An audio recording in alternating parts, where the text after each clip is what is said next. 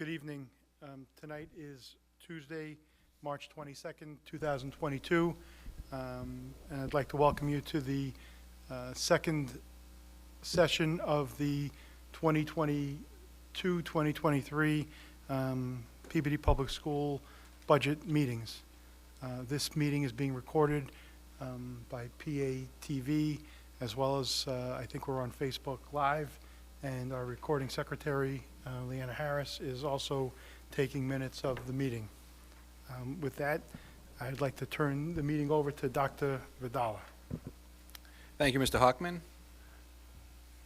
So, welcome back. I just want to thank the committee for all the insight that we got at the last meeting. I know we provided a quick overview. For tonight, I'll provide just a brief update with sort of where we are. Today you have a binder with all the supporting details in it, and just sort of an overview of our process for building the budget. A school budget is a value document. It really speaks to what we value and, you know, what we want to see for the next school year. So we've had many years where we've had to make tough decisions around what positions and which programs that we want to cut and which ones to keep.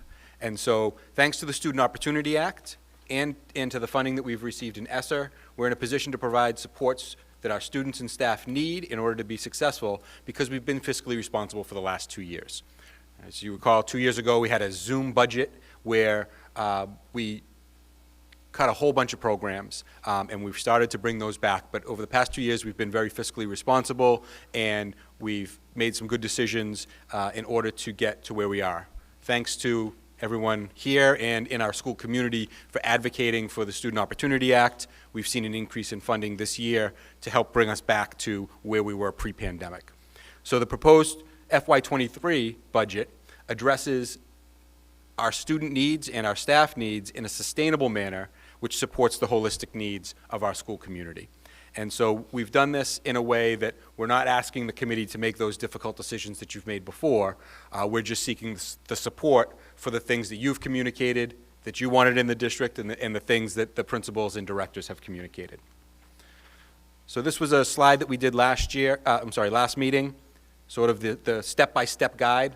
First, we created the budget template, or the working budget, based on our actual costs of FY22, which were $81 million, and our anticipated steps and lane changes, which would be considered our level service budget. We met with our principals and department heads to identify the additional budget priorities for next year. And then we met with school committee members and the mayor individually, as well as holding meetings publicly to identify additional budget priorities. We developed draft 1, which we presented on March 8th. And then tonight, based on that feedback, we have draft 2, which is a minor update, no major changes. And we're currently in the gold star phase, which is our school committee. I always like to give a gold star to the school committee, where we're working collaboratively with the school committee and eventually with the city council to create the appropriated budget for the vote. And then we'll make sure, step 6, that we communicate the other funding sources that will provide the additional support that we need. So this is an updated slide, which has a lot of information from it. From the line above, so where that line is, above that is a screenshot taken directly from the DESE website. So this is the Chapter 70 website that lets us know where the state funding is. The left-hand column is FY22, the right-hand column is FY23. This is all from the state. The bottom, I've put into context where we are. So in FY22, we had 5,877 students enrolled for our foundation budget of $74 million. 50 came from the city, 50.9, and 23 million in Chapter 70 aid. And that's where the state said our minimum net school spending was $74 million. And you'll recall last year we had a vote of $76.6 million, meaning that the city kicked in an additional 2.6 to get us up to where we needed to be. We used our ESSER grants, and we had the COLA vote after the budget. So our actual cost last year was $81.6 million, even though the required net school spending was at 74. So with the second year of the Student Opportunity Act implementation, we've seen a rise in our student enrollment. Our foundation budget is up to $83.5 million of minimum net school spending. And the way they calculate that is 50.8 from the city, and we received $30.6 million in Chapter 70 aid. That's an increase of $7.5 million on our budget. And our overall net school spending is up almost $10 million. Now, again, we talked about being fiscally responsible and only putting what we absolutely feel as though is necessary in this budget. So in meeting with the mayor and talking about where the city is in relation to their tax receipts and what they can give the schools this year comfortably, they feel comfortable at 83.1 for a proposed vote or an appropriated amount. The additional money of $3.4 million will come out of ESSER 3 for an actual budget of $86.5 million. So we're looking at about a $5 million increase over last year. And one of the things I wanted to explain on this slide is last year we asked the city council, the school committee, the city council, and the mayor to give us a little bit of wiggle room and a leap of faith that we know SOA is coming, we know that there's going to be additional funding down the road, we need this for our kids, and the city came together. So we had a budget that was pretty aggressive last year, and we appreciate that. So we're not seeing a $10 million increase in our budget. We're looking for a $5 million increase, despite the 7.5 in additional funding from Chapter 70. So all in all, we're looking at an $86.5 million budget, which will be funded through the appropriated vote of 83.1, and then the additional funds that will go into ESSER 3. We have ESSER money for the next 2 years. This is a little bit less than half that we feel comfortable spending in FY23. And I can provide these documents for everybody. But I have a couple more slides, but before I move on, I just wanted to see if there's questions on this slide. I can come back to it. There's a lot of information here. Taking it in. Okay, I'll continue and we'll come back to this slide. So this is just a slide, a repeat from last week's presentation or 2 weeks ago with the proposed additions. So again, we're looking to really bring things that are close to the students as well as providing support to our teachers. So we're looking at elementary interventionists, ELL teachers. We talked about the improving and evolving the assistant principal role at our smaller elementary schools to have them take on a more instructional support role and support our staff. Additional school adjustment counselors and special education teachers at the middle school and elementary schools. High school school adjustment counselor and guidance counselor, as well as an additional dean to help with that grade 9 transition. We've seen an increase in the need for translation services, so we've put additional funding in the budget for that. We've been hiring a number of ELL teachers, so we want to make sure that we provide a director of English language learner education so that we make sure that those staff members are supported and we have a district vision on how to support that. An additional assistant superintendent that would support pupil and personnel services, special education, student support, facilities, health and wellness, athletics. So that would be that assistant superintendent role. And then additional PD technology, supplies, and materials, as well as additional support for our performing arts and our athletic groups through equipment and supplies. I have met, again, additionally with our principals to get some more information and our directors. The next iteration for our performing arts, there are 2 small additions that they would like to see in order to run the programming that they have. $1,000 in addition to the $3,000 that we've budgeted for stipends for a total of $4,000. And this year we provided them with a subscription to Art for Education, which is, I think it's about $600 a teacher for 12 teachers, so $7,200 total. They would like us to make sure that we include that in the budget this year. So in the next iteration, those would be 2 things that I would put into the budget. And again, this is a repeat slide of sort of where Chapter 70 is, where the anticipated municipal contribution would be. So our appropriated vote of $83,106,902, and then the additional $3.4 million in ESSER 3 funds for our $86 million budget. And so our goal for tonight is to start to come to consensus to support the items requested by the building principals and directors so that we may proceed with posting and hiring some of the positions, continue to examine the budget details, which you've been provided with tonight, and those will continue to dive in deep and make those changes to make those adjustments, identify the areas that we want to have funded by ESSER for FY23, and then develop the budget book, which will be the final book that we're voted on for the $83.1 million vote. So those are the kind of the big overarching pieces. I'll go back to this slide where I think a lot of the questions may be around funding, and then we can get into specific positions and things like that if people have other questions.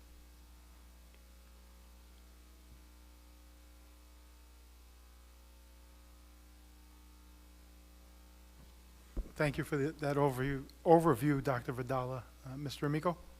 Sure, through the chair for a quick question for Dr. Vidala. Chapter 70 funding, if we can go back to that original, that's the original slide there.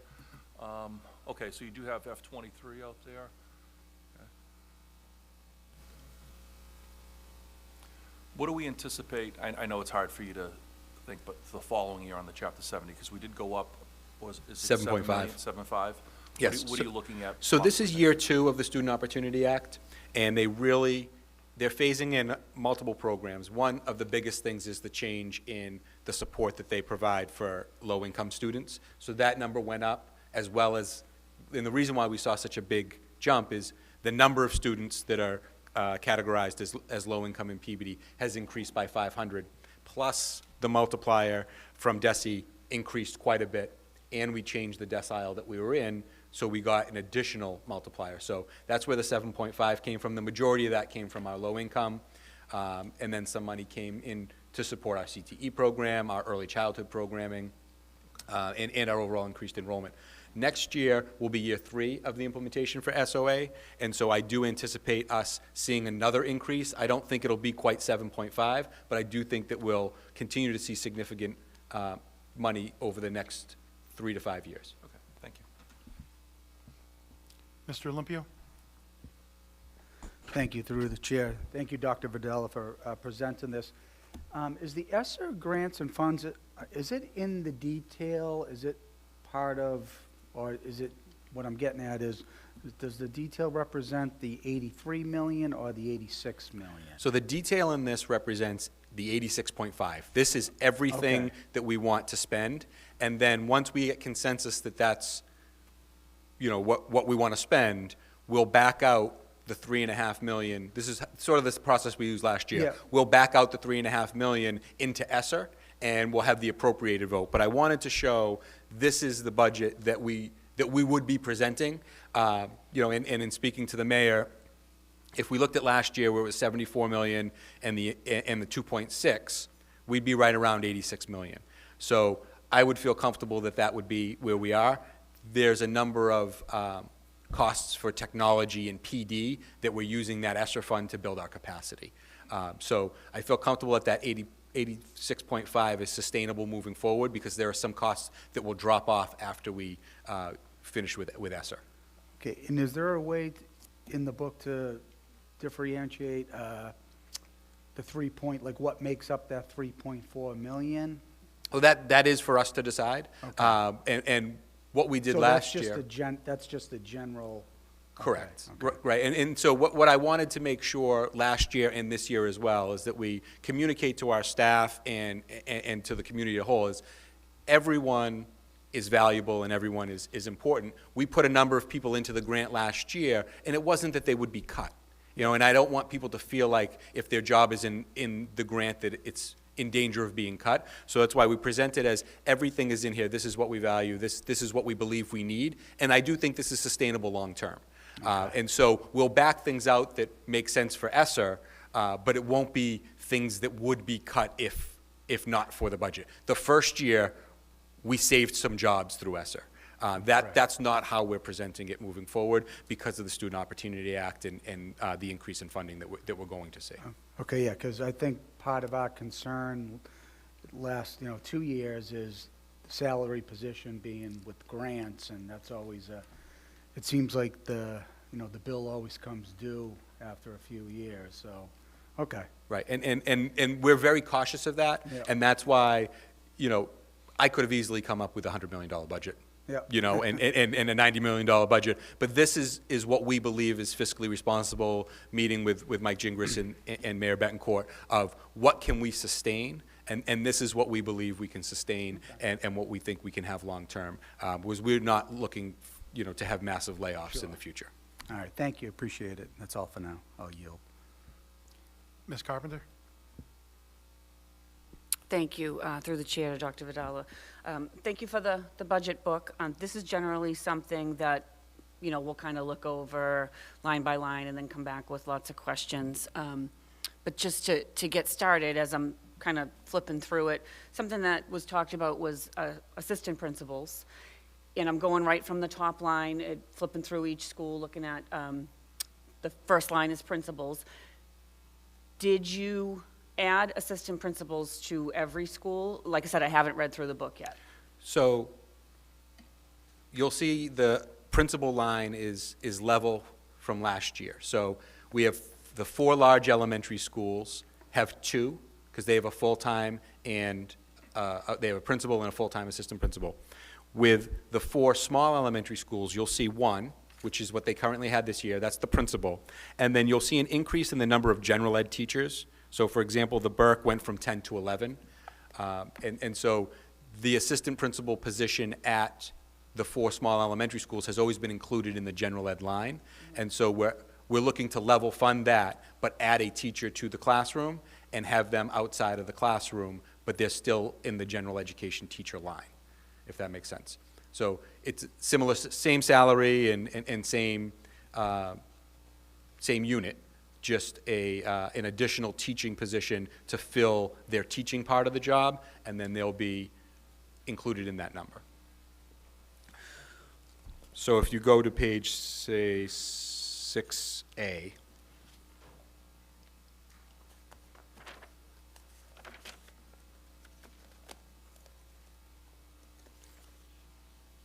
for example, at the Burke, under the general education teachers, there's a position added about midway down that says TBA open position.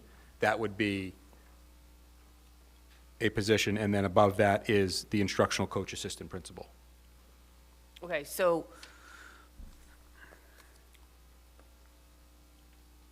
the assistant principal is being added to the schools, but under general instruction. Correct. So the net addition is a new teacher. So we've budgeted that at $65,000. Okay. So the replacement is a general ed teacher. Okay. So their salary stays what it would be, and the addition to the budget is a $65,000 new hire teacher position Okay. that would go into that budget. So we're not going to be seeing them under the, like, if you look at, For example, the Carroll, which is a larger school, they have 2 under that. well, yeah, right. So if you go and you look at the West, it shows for FY '23, 2 FTEs, but no change in the amount. Okay, see so that? that's an error. Thank Okay. you. That's an error. So that should be 1 because it's no change in the amount, but you'll see down below the 10 teachers went to 11, and there's a change in that amount. So it's under general education. So that's an error that we'll need to adjust. That FTE should be 1.0. Okay. So is every school getting an assistant principal? So the 4 small elementary The 4, schools, yes. So all schools All will 4. have a full-time. In this budget, in this proposed budget. In the proposed budget, Yep. all schools will have a full-time, so the teacher will not be pulled from their regular classroom duties to fulfill. Correct, right? They won't be in front of students and need to be pulled for a student discipline issue or to observe a classroom. Okay. They'll already be outside of the classroom. And the way that you've listed it in the budget under general education, they will not be, we're not like hiring a full-time substitute. I mean, it's no classroom interruption is what I guess. No classroom interruption. There will be a full-time teacher hired there. That you'll see the increase in the general ed because that's where their position was last year. There'll be another teacher hired to replace them in the classroom. They will be outside of the classroom supporting teachers and students all day long. And they will have their own individual, like, Office, workspace or workspace, yes. wherever shared, however the configuration is. Yes, That's what I'm getting that's at. the proposal. yeah. Okay. Yeah, so you might want, I was just looking Yep. through them, I'm like, So why does West- she have two and Yeah, then West not- seems to, Yeah. the FTEs seem And then to be as off. far as I got before I was given Yep. my chance to speak. And then the other question I have is, in here, again, I haven't gotten through it yet, the Dr. Lord's piece, the remote learning, where would I find that? So that's the last tab, number 40, it's location 46. So if you go all the way to the back.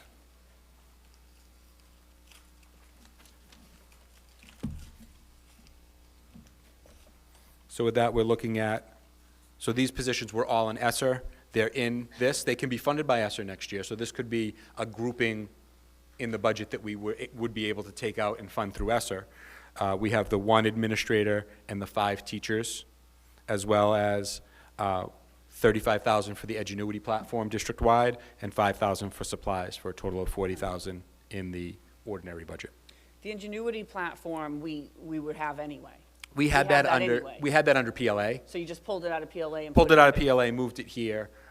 Last year, we pulled it out of PLA and paid for it out of ESSER. Yeah. So I think it fits here as this is the primary platform that So- they're using, but it benefits the entire district. Right, because PLA uses it, night school uses it, The high school uses it for credit recovery. they use it, so it's, yeah, It's it's used not district-wide. exclusive to Correct. Dr. Lord, the remote education Right. program. That It's would be. just moved over here. Yep, this is where we're listing it, and it would fund it for the entire district. Okay.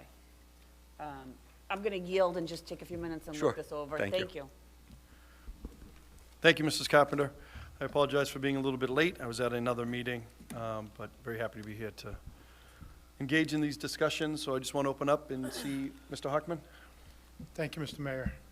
And I was trying, it's hard following along with your back to the screen. I don't know how you do it all the time, and everyone else at the, yeah, maybe that's the case.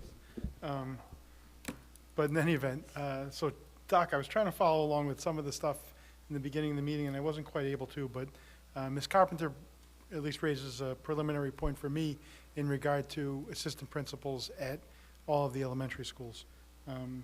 And if we can go back to tab 2,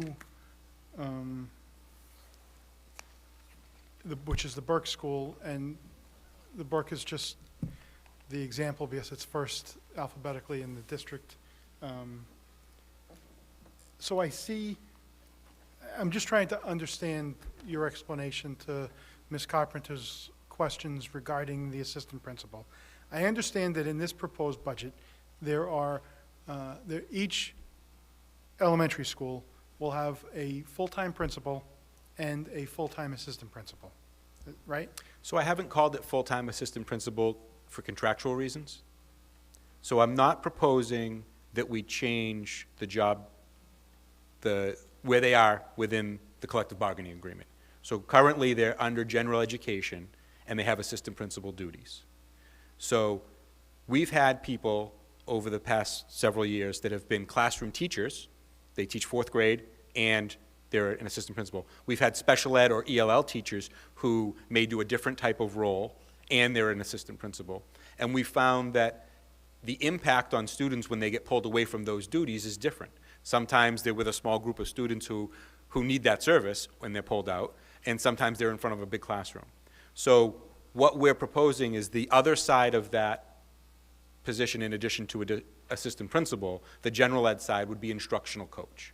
So we have one of those here at the Higgins. It's a Unit A position of instructional coach. That's why it's filled under general education. It's a student and staff support role within Unit A, plus the additional piece of Unit B. Which is why so that's why the funding for it doesn't change. It's sort of a level position for those 4 individuals within their collective bargaining agreement. The change to the budget is an additional teacher to fill the classroom role of these 4 individuals. So a full-time assistant principal would be another increase and it would be a different level in the collective bargaining agreement. So I wasn't proposing that. I was proposing to move them to a role that would benefit staff and students in a more holistic way.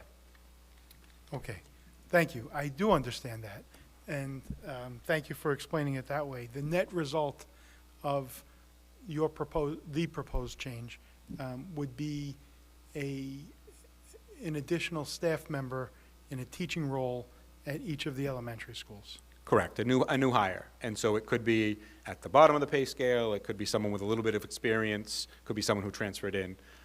But so the net change would be a teaching position.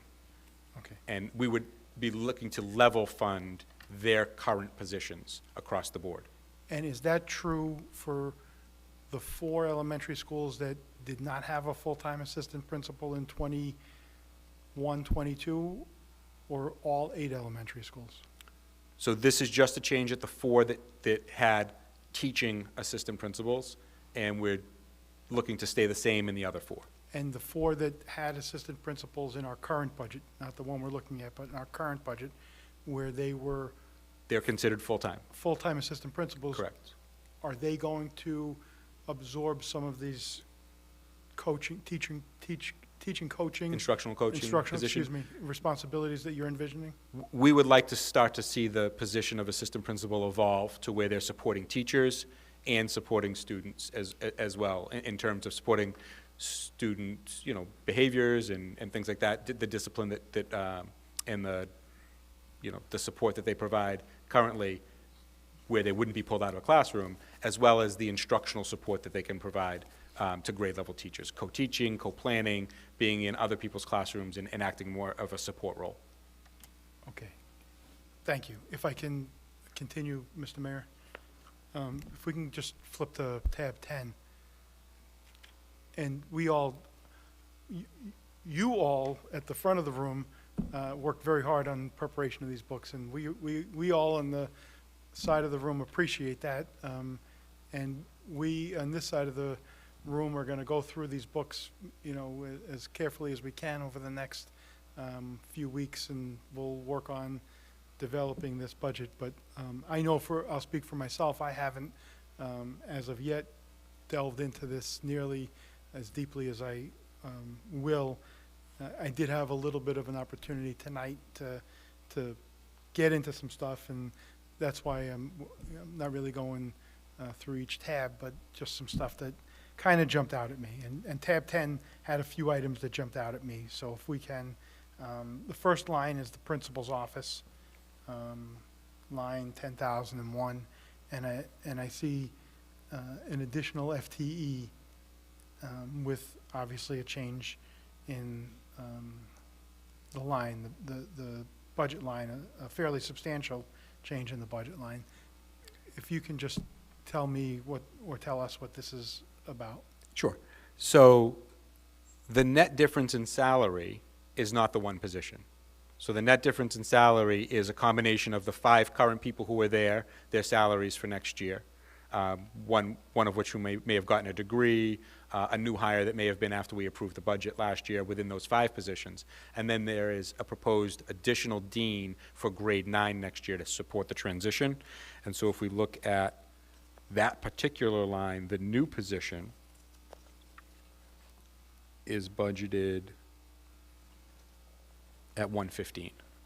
Okay, so Doc, thank you, and I'm really happy this year that this backup page is available to us, because it gives us, I'd say, much more detail than I think I've ever seen in my 13th budget here, and it gives us not only the salary for the line, not necessarily the individual, going back to fiscal year 21, and then it shows us fiscal year 22, but it also shows us degrees so that we can cross-reference the collective bargaining agreement with the pay scale. And then also something that's always been important to me is the longevity bonus. So I get to see the impact of the longevity bonus and changes that have occurred even in that line. So I get that, and I appreciate that. And then if we go down, Dr. Vidala, to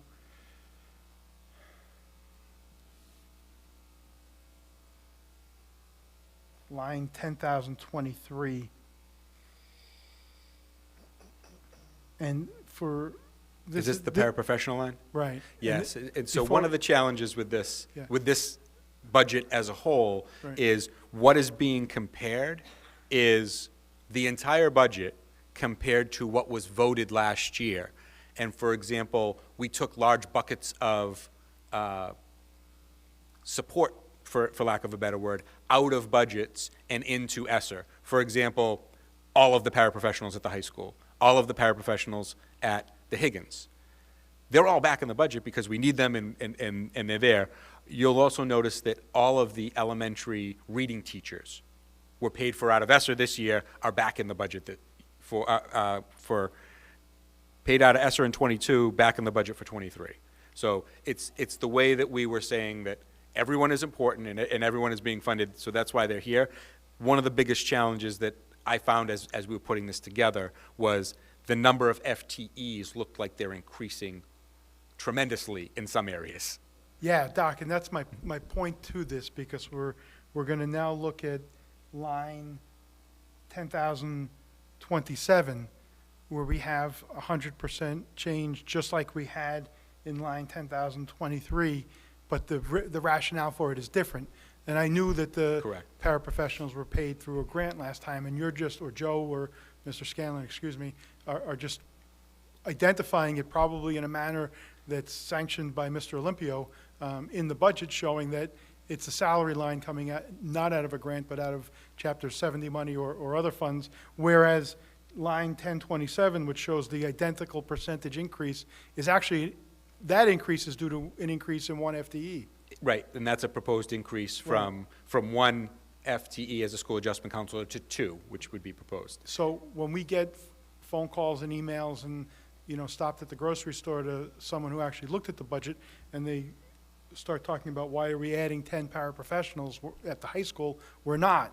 Correct. They're already employed by the city, it's just the manner in which their funding comes, as opposed to we are you're proposing that we add a school adjustment counselor, and those are for reasons that we've been talking about as a committee since COVID really struck us, and the impact of the social and emotional well-being of our students and staff, and our recognition, I suspect, after we vote on this budget, of need for additional mental health professionals for all folks involved. So I just wanted to, and for everyone listening, I'm not picking on the high school like I wasn't picking on the Burke. It just happened to be the first tab I turned to, and I noticed a few items there that I wanted to at least get And out.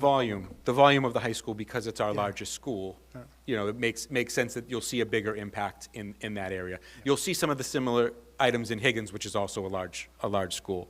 And that was one of the challenges as we were putting it together with the FTEs, that you noticed that it looks like a huge number of FTEs. However, the increase is really from just taking them out of ESSER and putting them back into the budget. So the FY22 budget is the voted-on budget of last year, which we had taken $4 million out. Yeah, so I just want to caution everyone that's going to read through this budget, and it is a public document, and I certainly encourage folks to look at it because it's important. I think it's more than half of the expenditures for the entire city come through the school department. So, people should be concerned about what we do. But when you look at this and you see 100% increases or changes, if you have a question about it, call us or reach out to us before you start blasting us on social media and things like that, so we can get to the bottom of it and explain why things are happening or what is being proposed and things like that. Thanks, Doc. Thank you, Mr. Hockman. Mr. Miko? Thank you. Through the chair, to Dr. Vidala, could you let us know, you had listed performing arts, athletics, and equipment supplies. I don't have a table of contents here. I just wanted to know what pages those were on, just so I could take a peek. I already have So that. performing arts is tab 15. Okay. And so if we flip to tab 15, I guess my second question to that is, what is the proposed, I can see that in a second, once I get there.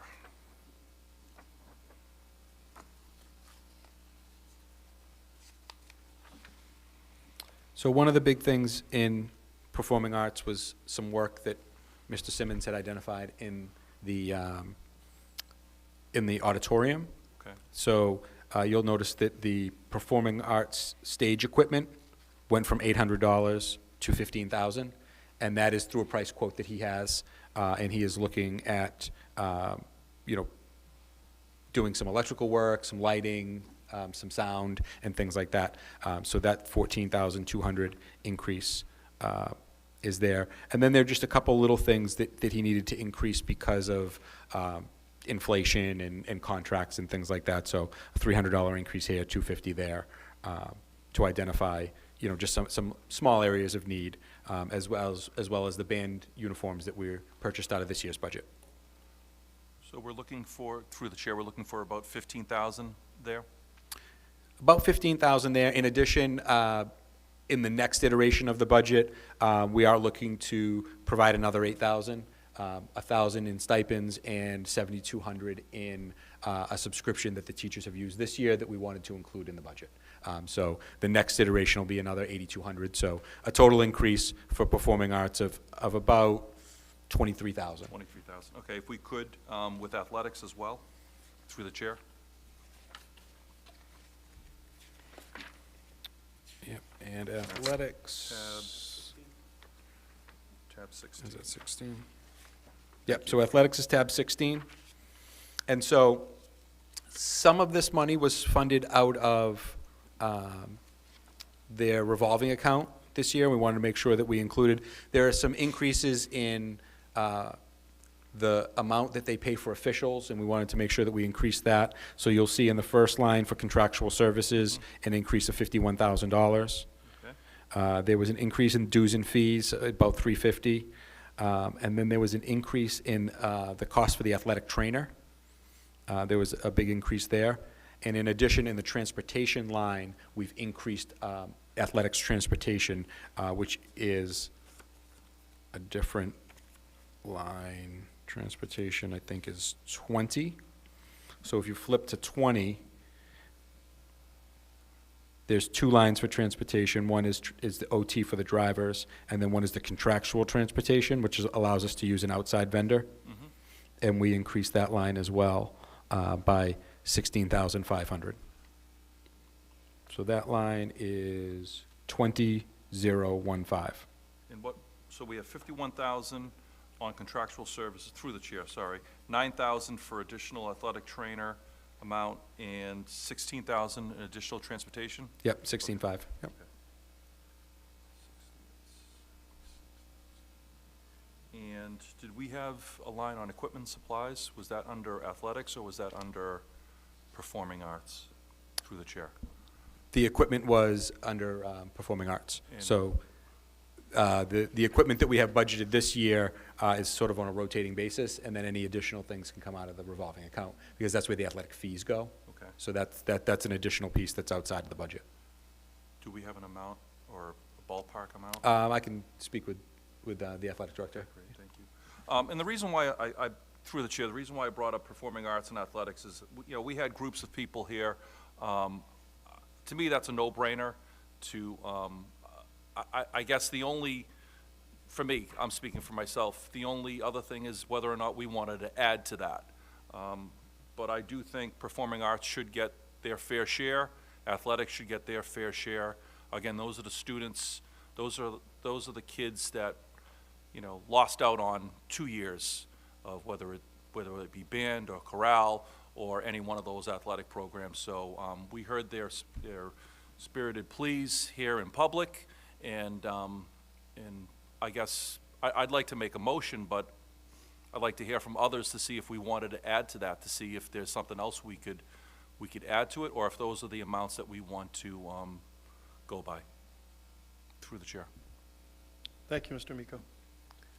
So if you do flip in athletics, the detail page has a breakdown of all those expenses towards the end. And so this is based on the request. If there's any areas where there's an additional request, I think we would want to look at which lines to increase funding for, depending on what the request is.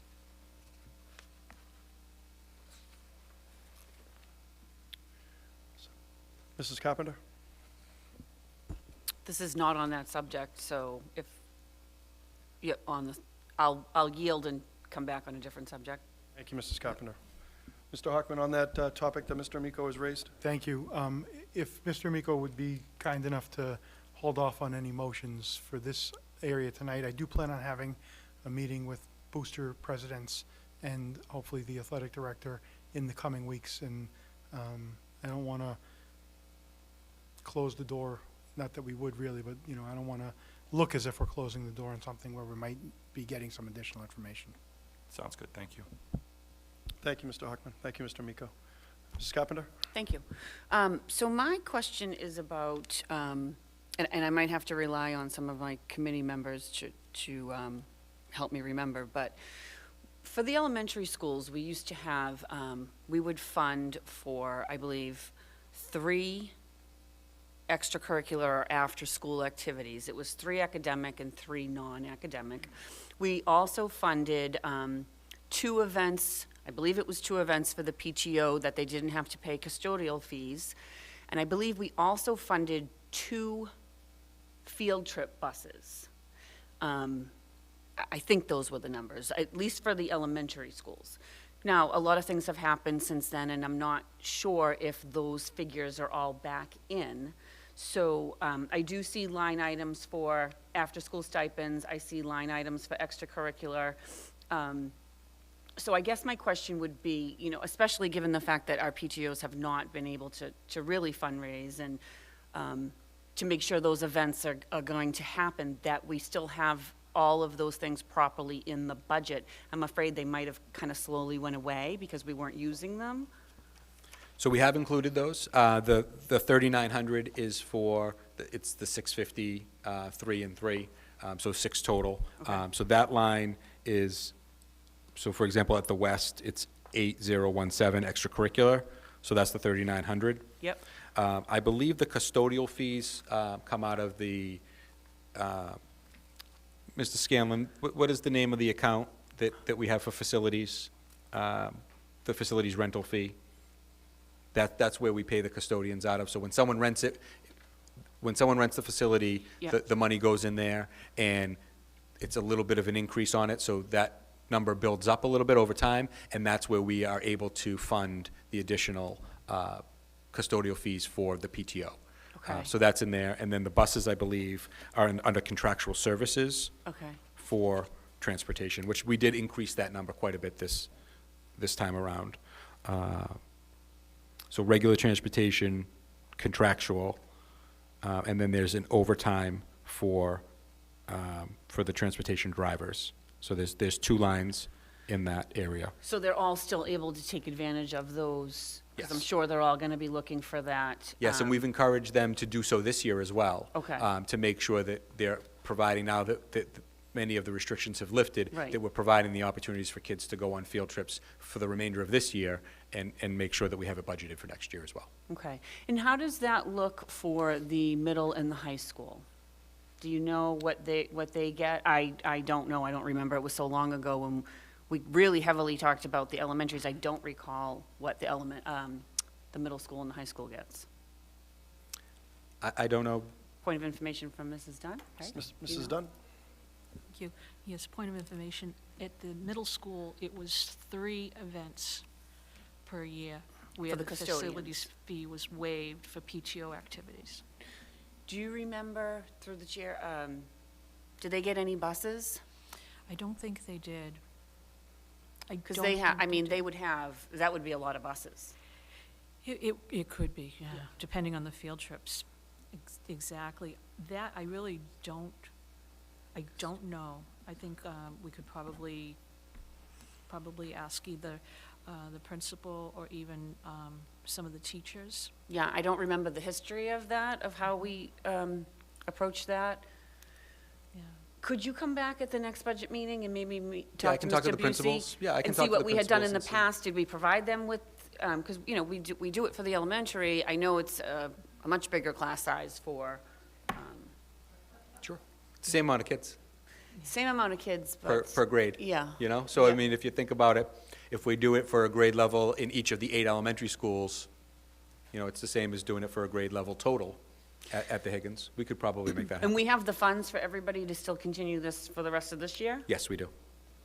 I'd be interested to know if we also have those funds for the the Higgins as well. I'm not sure if we did it before or if we have it now, or I know they have. I can talk to Mr. Busey. If they're looking to do something, I'm sure we can try to fund that, whether it's out of ESSER, for the short term, just to make sure they get an enrichment activity. I think that fits right into what it is that we're doing, make sure that they're supported that way. And then if, long term, we can look to see how to budget that. Yeah, I mean, if we have it in the budget, I know that they're looking to do some things, and busing seems to be an issue, but I'd appreciate you looking into that. Okay. Yeah. So I know there are some struggles with finding drivers and things like that. Yes. But we won't have it be a funding issue to prevent them from doing that. So we'll make sure that we reach out to the middle school and make sure they get those opportunities as well. Thank you. Thank you, Mrs. Carpenter. Mr. Swanson? Thank you. Through to Dr. Vidala. The Welch School, we know we're doing some moving of students and faculty around. Is that $134,000 that's here, is that redistributed amongst the other elementary schools in some way, as well as the staff? So you're on tab 7? Tab 7, yes.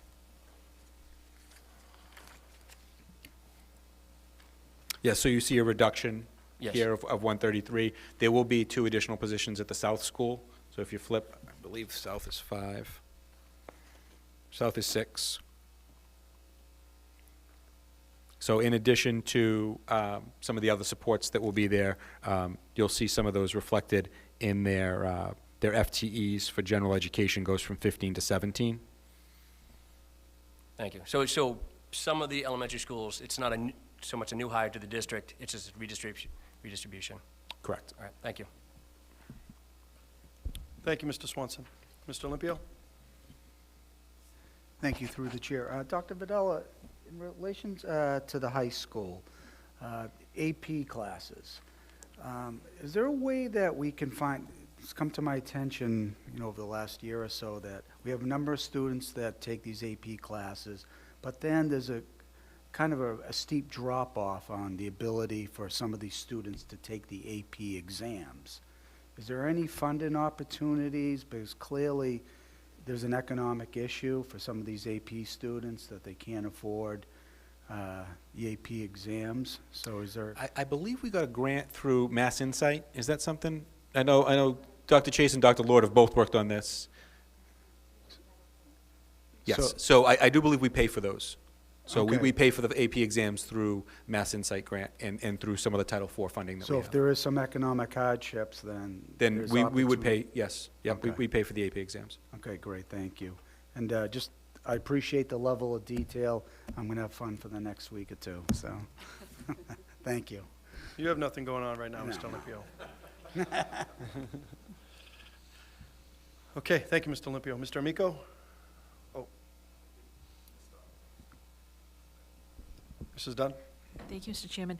I'd just like to ask for some information going forward. Could we have information about how much money comes in as an offset?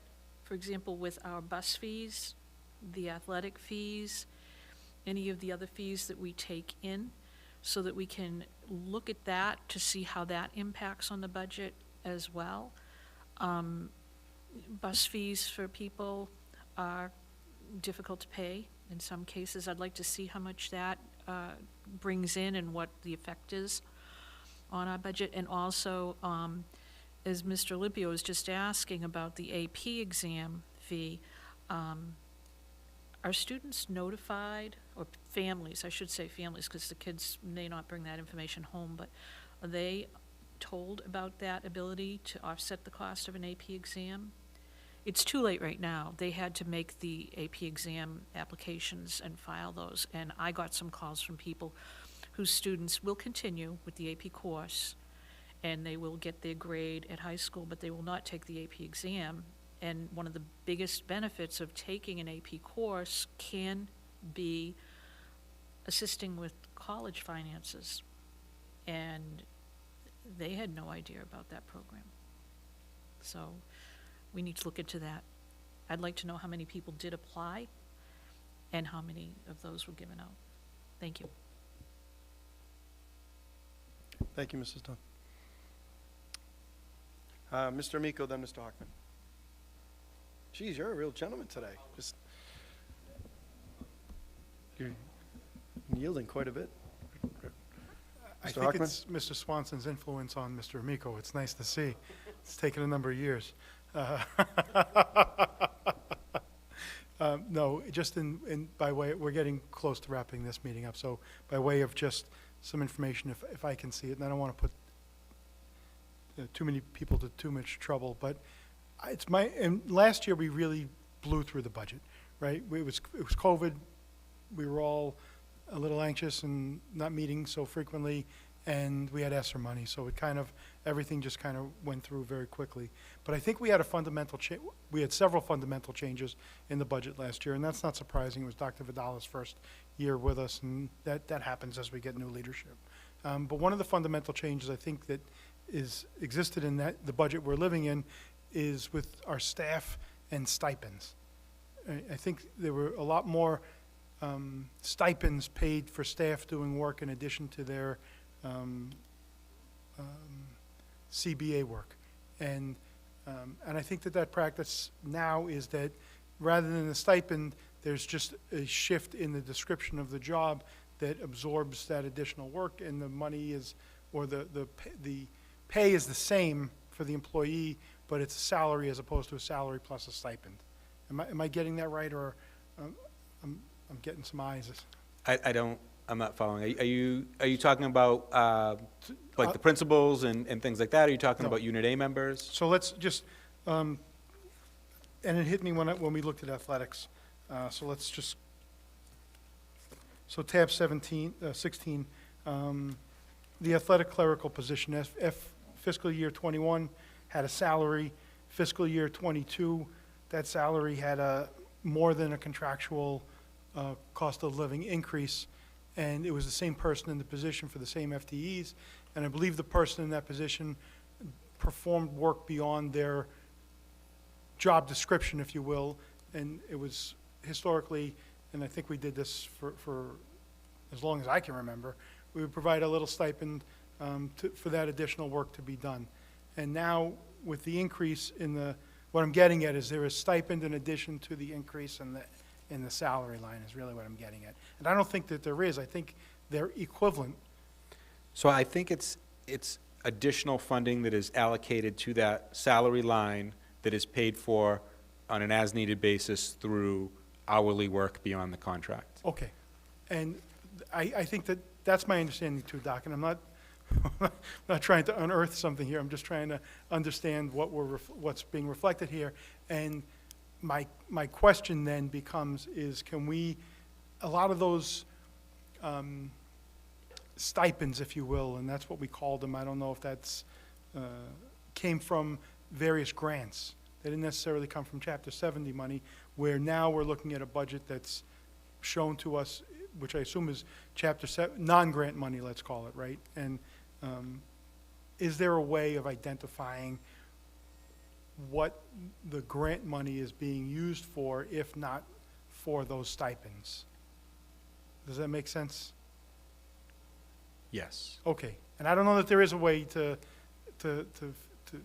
articulate that in a document or a spreadsheet or something along those lines. But if there is, I just kind of want to see the whole picture, if you will. Sure. We'll do the best we can. Yeah, I appreciate it. Thank you. Thank you, Mr. Hockman. Mr. Amico? Through the chair. What was that? No, thank you. Through the chair, if you ask any veteran teachers, educators, they'll tell you this year was the most difficult year.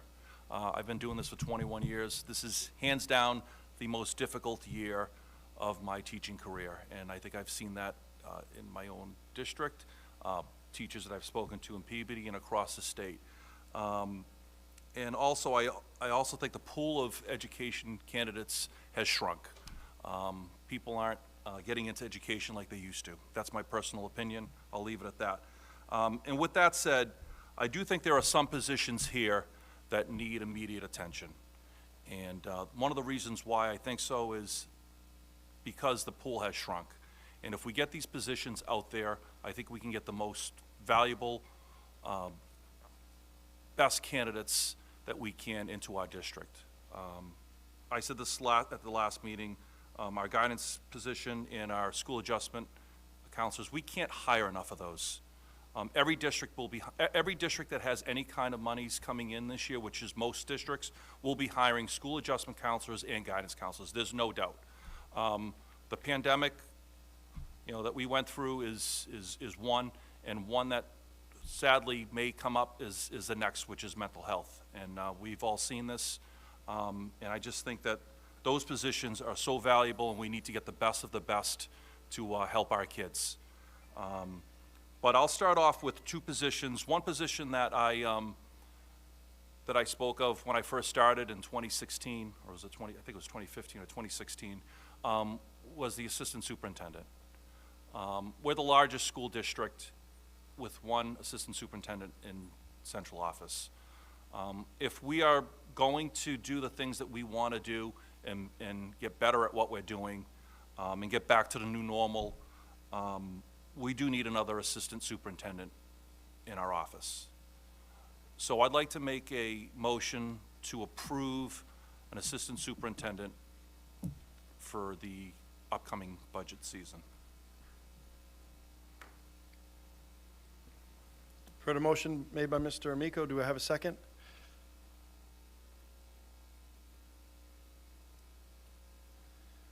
All right.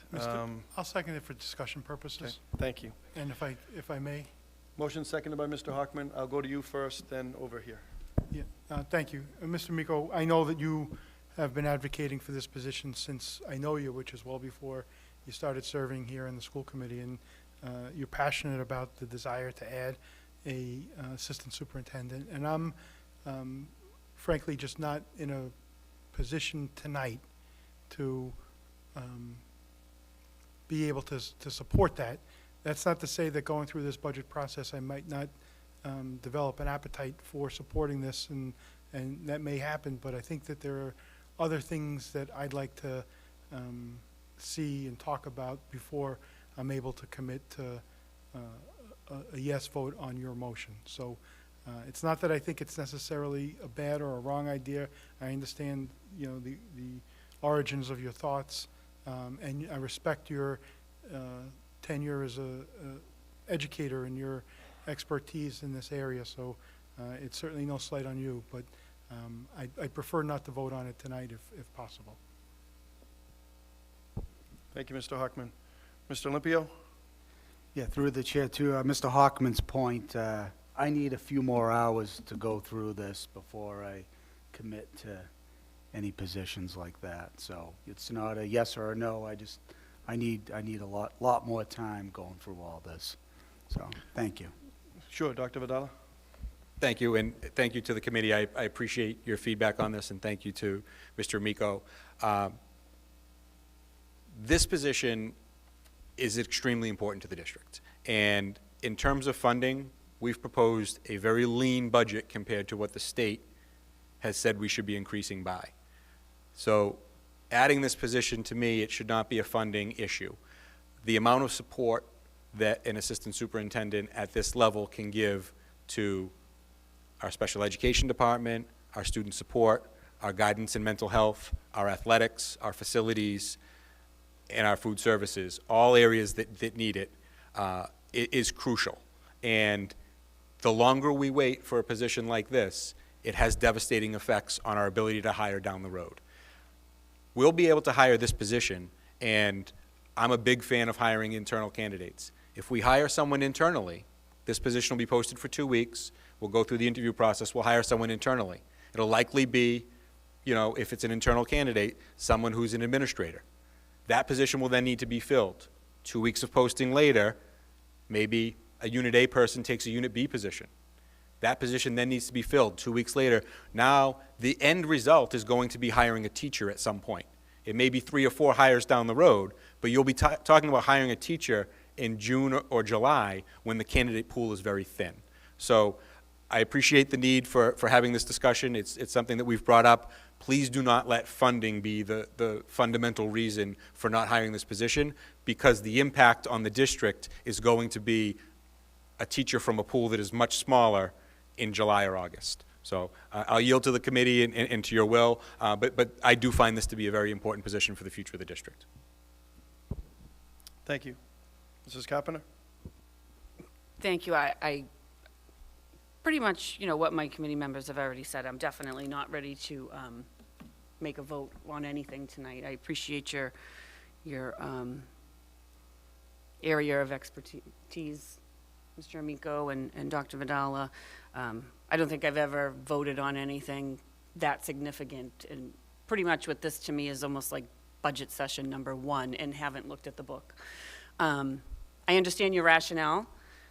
I personally have a completely different rationale of if and how that position would be filled, but I think we're going to run into some scheduling differences, so we'll just talk about this maybe at the next one.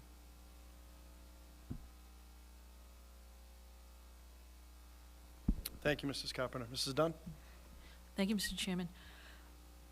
The funding issue for me is only one piece.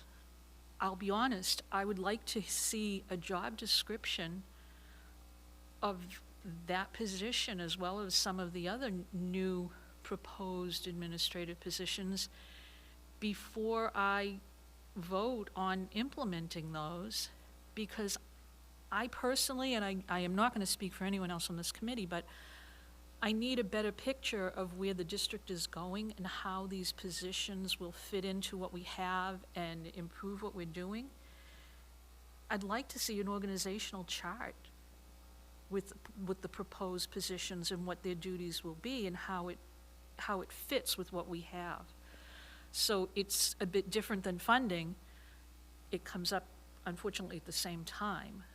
But I do understand what you mean about getting the right people in. This is the time to hire people. It's unfortunate that it comes at the same time as a budget discussion, but for me, that's one of the things that I would like to see. Thank you. Thank you, Mrs. Dunn. So I have several documents for the committee tonight, which I'd like you to look over.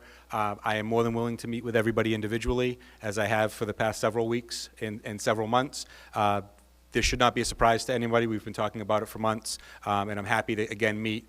I do know that the time frame of governmental meetings is very slow, which is why we've tried to be so proactive on this, and we've been talking about it for many months. And this is one of the reasons why I proposed a budget to you on March 8th instead of May 8th like we did last year. So we want to get ahead of this, and we're committed to it. So I have a lot of documents. Happy to meet with you over the next several weeks, and hopefully at the next meeting we'll have the information that you need. Thank you, Mrs. Dunn. All right. We have a regular school committee meeting that I'd like to go to unless there's any further questions. We have a number of people here today and some students I know have joined us. So unless there's anything further, I'd like to, that's what I was hoping for. So do we need a motion to continue until? Suspend. To recess. Yeah, motion to suspend Recess, until the yeah. next meeting.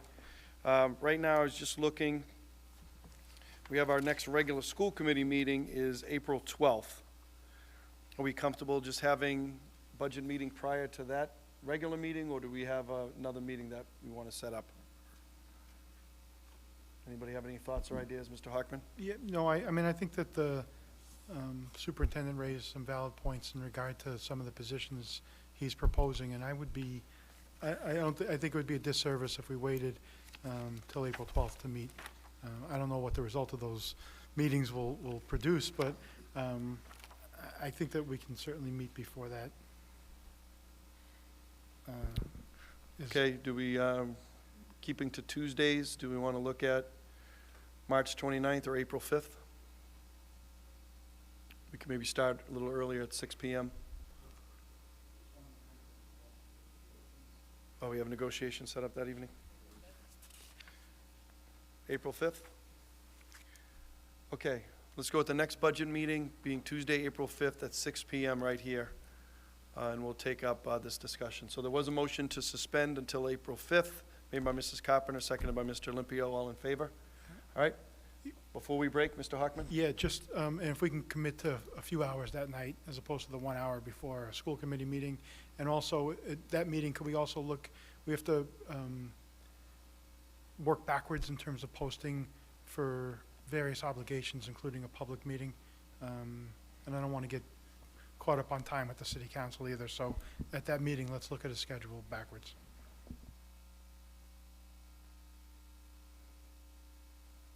Let's take a 5-minute break, and then I want to jump right into our regular school committee meeting. So, thank you, everyone.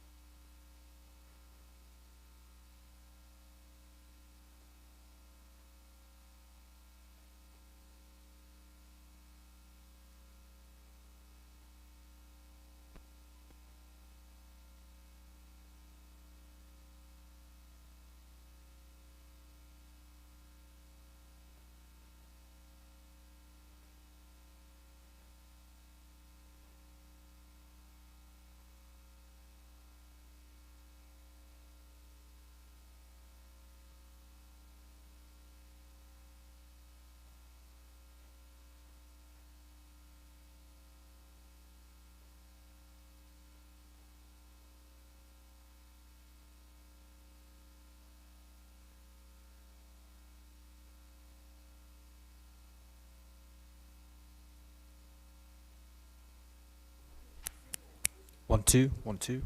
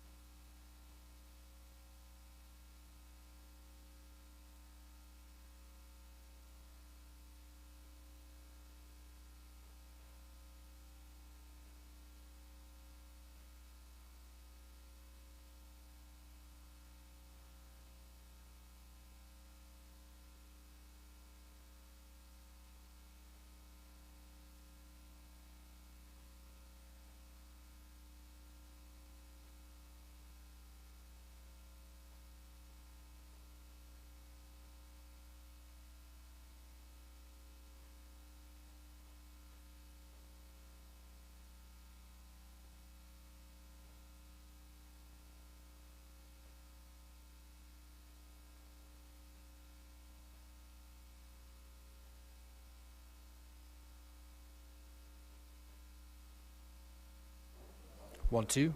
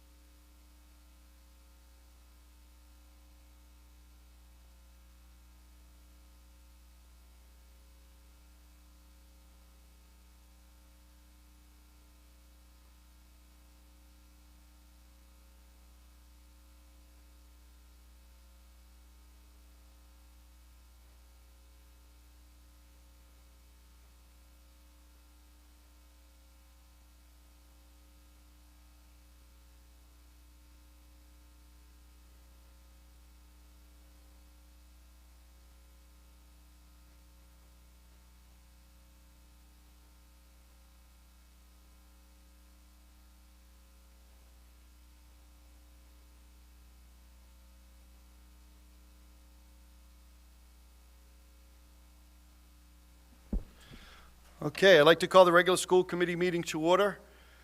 Today is March 22nd, 2022, and we are starting our meeting this evening at 7:24. A little later than the posted meeting at 7 p.m. We had a budget meeting prior to this evening. That went a little over schedule, but we have a lot to cover today, and I want to jump right into it. Our meeting tonight is being broadcast live on PAT. Our minutes are being recorded by our recording secretary, Leanna Harris. And as we have done now for a couple of years, we are on Facebook Live. And when we get to public participation, if there's anyone that would like to speak, as we have in the past, please raise your hand and we'll bring you into the meeting. I'd like to do a couple of, well, actually, before we begin, let's start. If we could all stand for a moment of silence, and then we're going to have the Pledge of Allegiance right after that.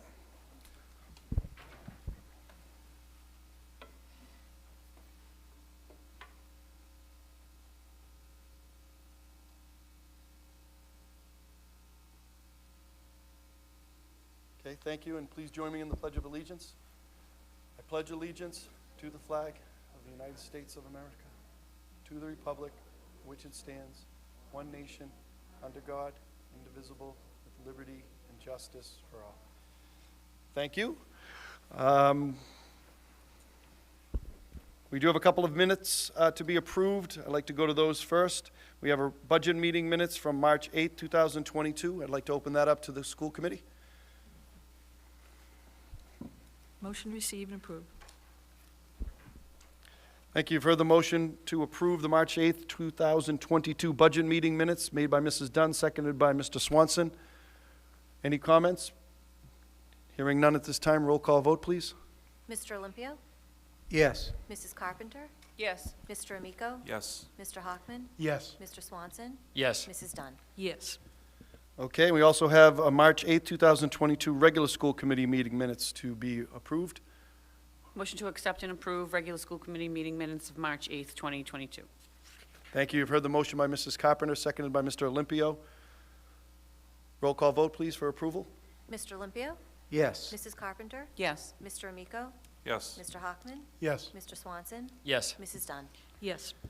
Terrific, thank you. We'll go to item number 3, which is approval of bills. We do have 2 warrants. I'd like to turn it over to you, Mr. Olympio. I'd like to make a motion to approve warrant number 4994 in the amount of $1,078,196.10 dated March 22nd, 2022, subject to audit. Second. Thank you. You've heard the motion for approval of warrant number 4994. The motion was made by Mr. Olympio, seconded by Mrs. Carpenter. Roll call vote, please. Mr. Olympio? Yes. Mrs. Carpenter? Yes. Mr. Amico? Yes. Mr. Hockman? Yes. Mr. Swanson? Yes. Mrs. Dunn? Yes. I'd like to make a motion to approve warrant number 4995 in the amount of $52,176.22 dated March 22nd, 2022, subject to audit. Second. Thank you. You've heard the motion by Mr. Olympio for approval of warrant number 4995, seconded by Mrs. Carpenter. Roll call vote, please. Mr. Olympio? Yes. Mrs. Carpenter? Yes. Mr. Amico? Yes. Mr. Hockman? Yes. Mr. Swanson? Yes. Mrs. Dunn? Yes. Okay, thank you very much. If there's no objection from the committee, I'd like to go out of order. We have some of our best and brightest students here today that we wanted to go to right away. And if there's no objection, I'd like to go to item number 5 and turn it over to Dr. Vidala for some introductions and to hear from some of our students. So, Dr. Vidala, I'll turn it over to you. Thank you, Mr. Mayor. We're very fortunate to have several students here tonight. We're going to start with our Higgins 351 ambassadors, which we've had here previously, but I would like to welcome them back to talk about their clothing drive. We have Luke and Angela from the Higgins Middle School. So welcome back, and we'd love to hear about an update on all the wonderful things you've been doing. Hi, everyone. Thank you for letting us come here tonight. As Project 351 ambassadors, we're running our 10th annual clothing drive for Cradles to Crayons. This week, we began visiting elementary schools. On Monday, we went to the Center School. Today, we went to the Brown, and tomorrow, we are going to McCarthy. Every year we run this collection, and Peabody is always a huge help. We're asking that you donate slightly used or even new clothes, size an infant to adult medium. All the clothes that we collect will be given to kids in Massachusetts. We'll be running a clothing drop-off outside the Higgins April 5th, 6th, and 7th from 3 to 5. You can just pull up, drop off your donations, and go. And to say thank you, everybody who donates will receive a free Treadwell's ice cream to go. So if anyone in the community has any clothes that they would like to donate, we will happily take them. The dates of the 5th, the 6th, and the 7th. And we have some flyers here today for all of you. And does anybody have any questions? Well, great. That was terrific. Yeah, you two amazed me. That was very well done. You look like both professionals, and I want to open up. Well, actually, I do have a question. You know, I think things are getting back to normal for all of us, and I'm very optimistic moving forward. But it has been a difficult year. How has it been a challenge for you, kind of dealing with COVID and some of the, you know, everything that's come with that? Has it been difficult this year for you guys to get things going? Maybe you could talk a little bit about that. Yeah, definitely. We've definitely had to think about the safety of others and had to make sure that everyone felt comfortable with what we were doing. And I think now it's starting to get similar to how it used to be, so it's getting back to normal. Terrific. That's great to hear. Any questions for our ambassadors? Mrs. Dunn? I'm always happy to hear about your project, but I am going to make a suggestion. You come from one of the most competitive cities in the Commonwealth. You need to tell people that every year Higgins gets more clothes than any other school in the state of Massachusetts. You need to throw that out there and tell everybody watching this and whoever's going to watch the repeats that you want to win again, so we can all show up with bags and bags of clothes and help you win again. Yeah. All right, so stress that. Luke and Angela are both very humble, but yeah. You have to They come up are, with I the know, way I'm to- trying to get yeah. you ready when, you know, get that competitive spirit going. Well, these two are competitive, I believe. Oh, yes. But no, we've had an outstanding history. Mr. Busey and his team has picked some wonderful people again this year, and they've done a terrific job. And yeah, Peabody has been right at the top for a number of years now, so this is great. Any other questions for Luke or Angela? All right, thank you both so much for being here. Appreciate it always. So, thank you, Mr. Busey. Thank you. Thank you. Okay, thank you, Luke and Angela. Amazing job. Thank you, Mr. Busey. And so if we may continue, I'd like to call up our athletic director, Dennis DeRoches. We have our winter athletes here today, and before we begin with our winter athletes, I just want to give a little recognition to the amazing work of our fall athletes. We did not have an opportunity to bring them in because of COVID. We had some restrictions. Now that they're lifted up, we are able to bring in the winter athletes. But we did have an amazing year of fall athletics as well. All of our athletics teams did very well. And we're bringing a tradition starting tonight where we will bring all of our athletes who earn all-star honors or above. We had a couple MVPs this year, but all of our winter teams did amazing. And I just want to turn it over to our athletic director, Dennis DeRoches, who can introduce our coaches and our student athletes who were all athletic all-stars in their respective conferences.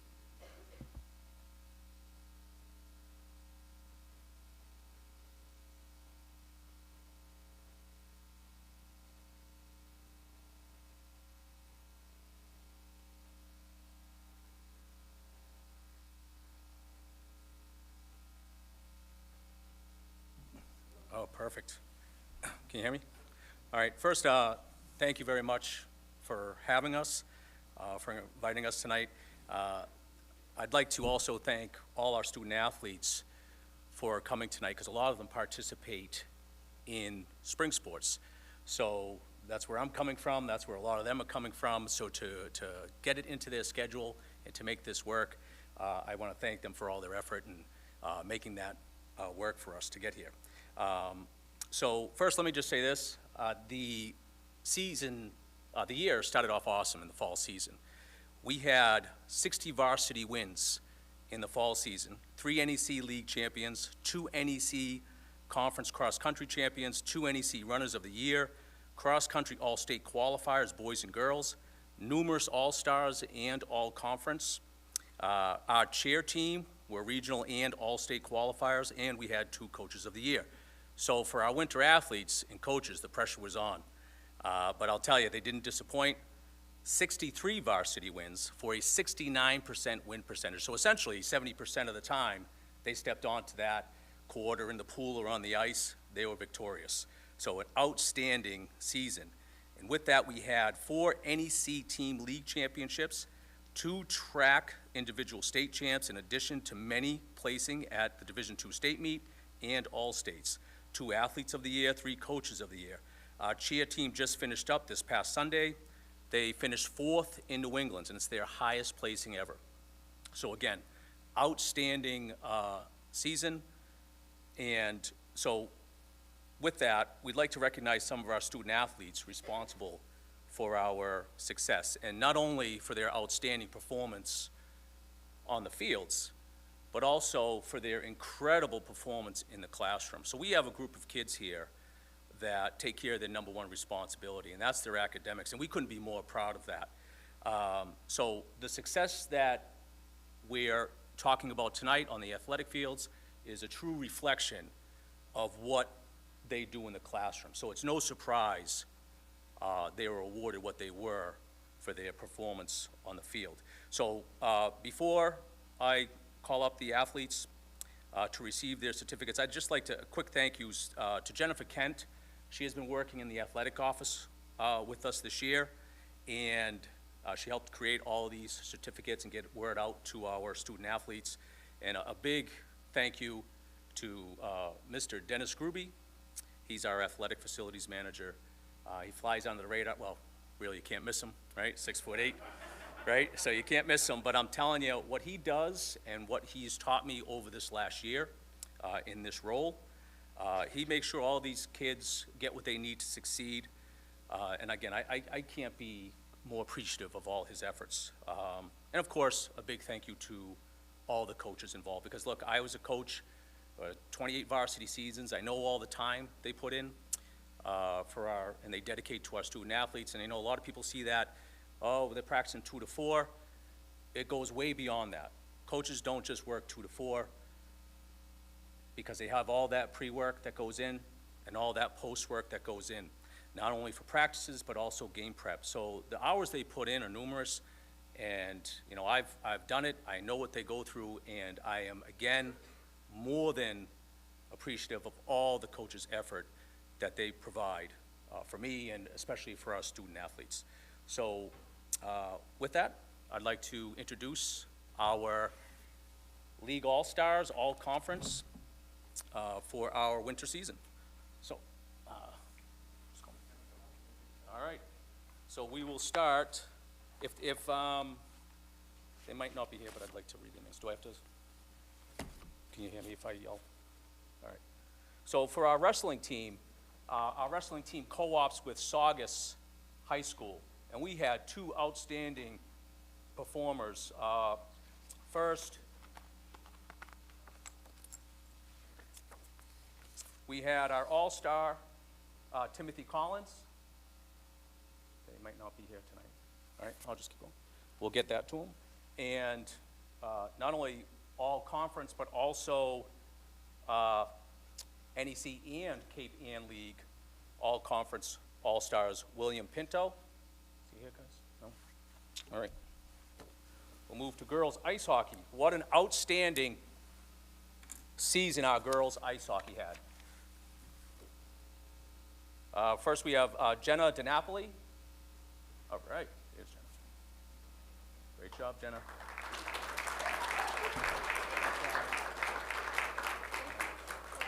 Yeah. Great job.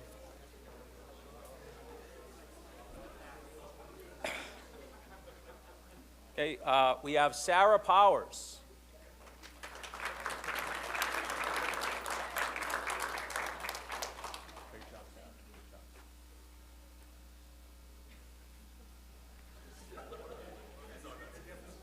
Okay.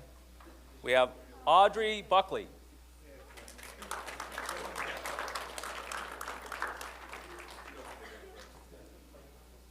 Great job, Audrey. Chloe Gromko. I hope I said that right.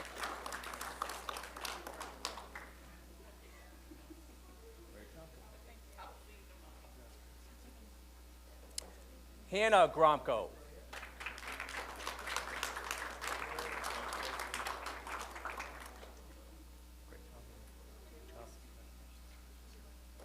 Katie Campersall. Catherine Sweeney.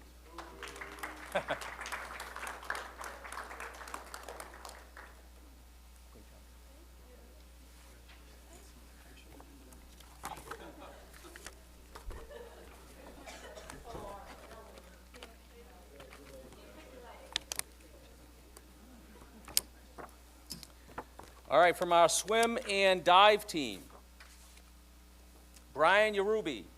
Hope I said that right. I gotta ask him how to say that.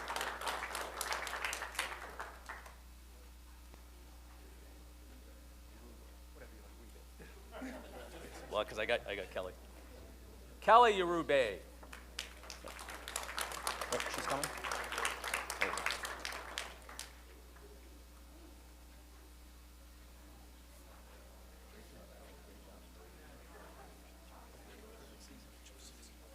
Susie Josephson.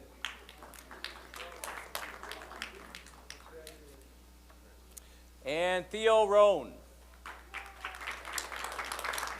Oh, my Burke School Tiger.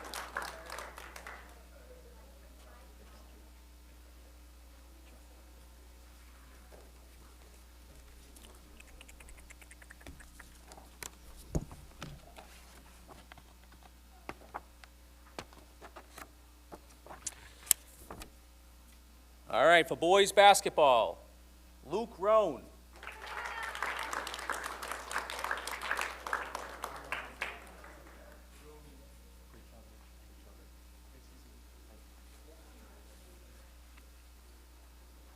Anthony Forte.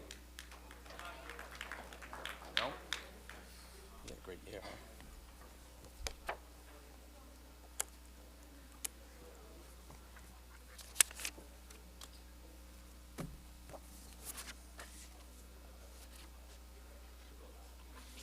All right, moving on. Girls basketball, Lauren Mendoca.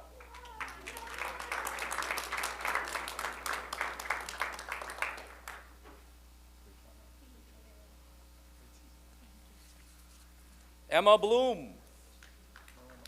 No Emma? Abby Betancourt. She was at practice. I saw her. Taylor Betancourt.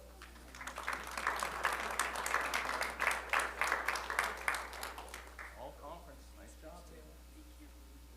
Burke School Tigers.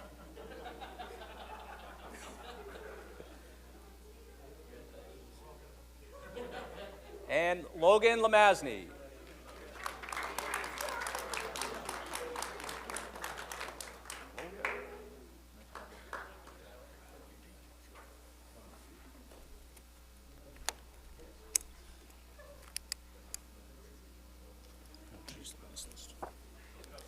Okay, track and field.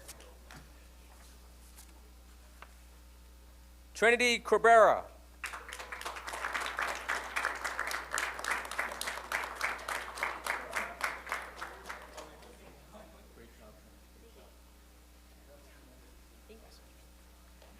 Savannah Vargas.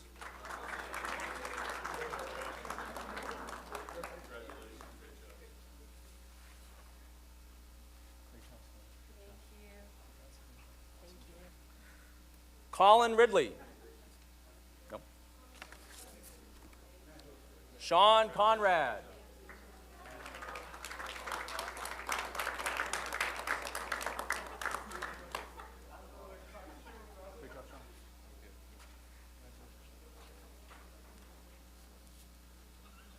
Marco Di Simone. Okay, might be a practice.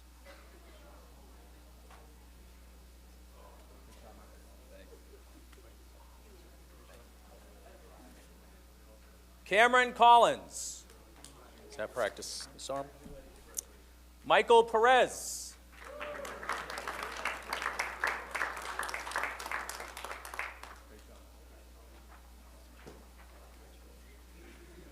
Alan Polino. Oh, Welch School Wildcat.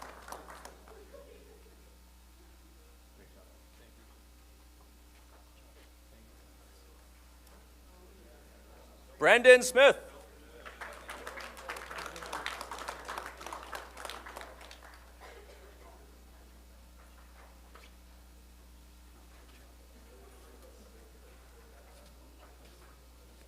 Eli Batista.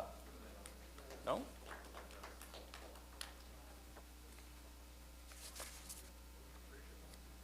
Peter Gardikis.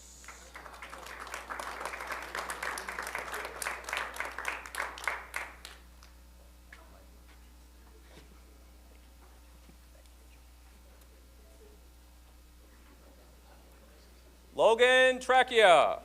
Did I say that right?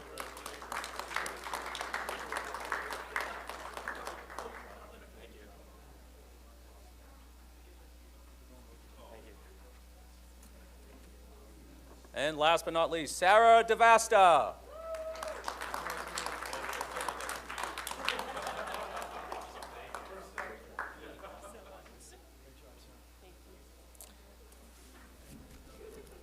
All right, I think that's it, sir. Yeah, that's it.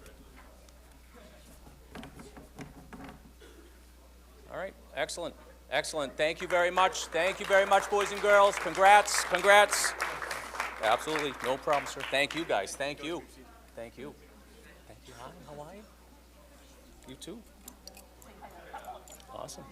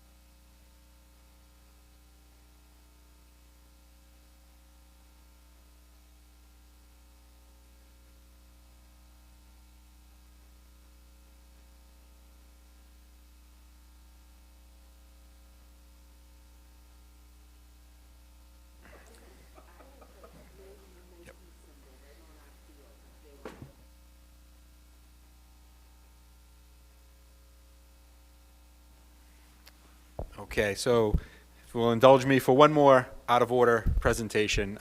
We have some of our best and brightest here, and we're very excited. Last year was wild with the hybrid, the remote, the in-person, and Dr. Lord and I worked together last year, and we said early on, we really want to push and get a remote school. And I think some people thought we were crazy, but we were only one of 6 schools, school districts in the Commonwealth to have a virtual school approved. And as Mrs. Dunn talks about how competitive Peabody is, personally, I think we have the best remote school, not only in Massachusetts, but I think in the entire nation. And it's thanks to the kids you're going to hear from tonight, the amazing teachers that we have here tonight. They've done an incredible job, and of course, under the leadership of Dr. Lord. I can't say enough about this program. From the beginning, I said that at least 2% of our kids really need this remote option. So out of our 6,000 kids, we have 120 plus enrolled, and they're thriving, and I just can't say enough about the work that they've done, and you're going to hear quite a bit tonight. But I just wanted to offer you first my congratulations and my thanks for all the work that you've put into this, and I'm excited to hear what you have to share tonight. All right, here's that $100. Here you go. Thank you, Dr. Vala, and thank you all for an opportunity to share with you about some of the wonderful things that have been going on in our virtual school. Our goal is to be #1 in Massachusetts, but if we get to be #1 in the nation, that would be great too. If there's a silver lining to the pandemic, it's opportunities like this for young people. They're springing up all over the place. I'll share with you a little bit for the first 10 or so minutes, and then you're going to hear from these wonderful young ladies that are part of our workday every day. I'd like to give you a little history, year 1, year 2, where we've come from, where we're going, where we think this is headed in the future with your support, your encouragement. So let's go on to the next slide after year 1 and year 2. As always, we start with our mission of hope.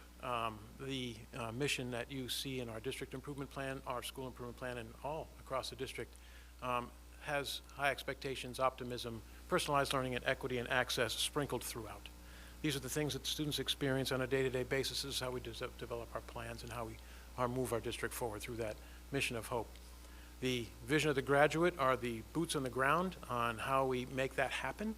The 7 elements of the vision of the graduate, as you know, have been showcased throughout New England. We have a very strong program of real fundamental skills we want every student to walk across the stage with at Peabody schools. The Pathfinder, the Artist Innovator, the Problem Solver, the Self-Manager, Global Thinker, Problem Solver, Team Player. These are the 7 fundamental elements of being a good person that I think will make that mission of hope a reality. You've seen it on the high school report cards for a while now. The self-manager rubric is the one that we're really focusing on as a district because it's really giving us a portrait of social and emotional health of the students from the teacher's perspective. We'll share a little bit about that. But when it comes to Peabody Prep, our motto is right there. Excellent attendance, excellent engagement, and excellent achievement. The 2 obstacles that get in the way of success of students are attendance, and the other one is engagement. Students that are attending every day and are engaged with their learning, they achieve. That's why our motto is very simple. Excellent attendance, excellent engagement, and excellent achievement, and that's where we focus our energies on a day-to-day basis. Next slide, sir. So in year 1, we had a wonderful design team of people come together, teachers, administrators, students, parents, a lot of innovators, and we went through the state of Massachusetts plan for developing a virtual school, and it really came together nicely with that design team. So a lot of credit goes out to everyone that was involved in that design team. Part of that discussion, we landed in simply delivering the curriculum that we have been delivering in Peabody for many years, that our teachers know well. And as you are probably aware, 50 of our teachers were fully remote all last year, and over 1,000 of our students were. Even when they could come back in person, we still have a lot of remote experience. We've got a great bedrock of good instructional practice going into our current school year. Whoop, lost me there. The assessment tools that we've been using are the same ones that are being used in the district. I'll share those with you in a minute, and we're kind of measuring the success of our program going forward with those assessment tools. Again, we focused on student attendance because we knew that was a high priority. We focused on student engagement, and we've developed 3 main data streams that we are really focusing on to make sure the program is successful. And through the experience of day-to-day operations, we've developed some great rituals, routines, and some resources that have really made this come alive I think, for the students. I think you'll hear some of that from the kids in a few minutes. Going in year 2, we're going to continue with the data streams I'll share with you. There's a number of innovative learning opportunities out there, the most important of which I think is the high school schedule. Rather than taking 7 classes at once, the Peabody Prep kids only take 3 classes at once. They really focus on a few courses very, very successfully. The morning classes are when they take their English, Math, Science, and Social Studies. They only do 2 per semester. And then they do 1 Edgenuity elective class in the afternoon after lunch. And that's a choice for them. So while they do take 7 classes through the course of the school day, through the course of the school year, they only take 3 at one time. So they're really focusing on their learning. So that's one example of an innovative learning opportunity. Another one, our teachers next year, they want to offer an elective live, like the Edgenuity classes that are going on right now. Those are all online. We've had Edgenuity for many years here in Peabody, but our teachers, again, they want to step up their game a little bit and offer to the students a live opportunity. I'm hoping they'll fill in some of the blanks. There's a whole bunch of other things that are going on here, but I want to let the kids have some of that. Mastery learning is an important thing at Peabody Prep.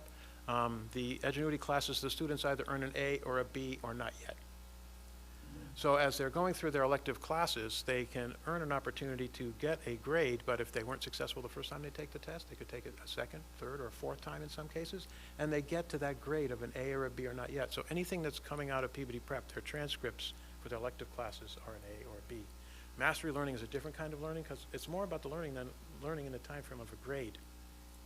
We've got a half a dozen students that want to take classes over the summertime in Edgenuity just because they're interested in the class.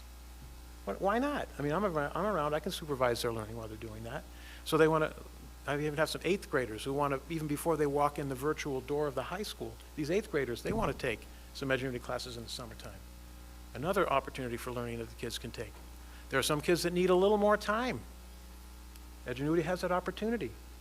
If they need a little more time to take their class, they can. So lots of innovation that's happening at the school and through virtual learning. Our pre-enrollment status, we've had over 100 students pre-enroll for next year already.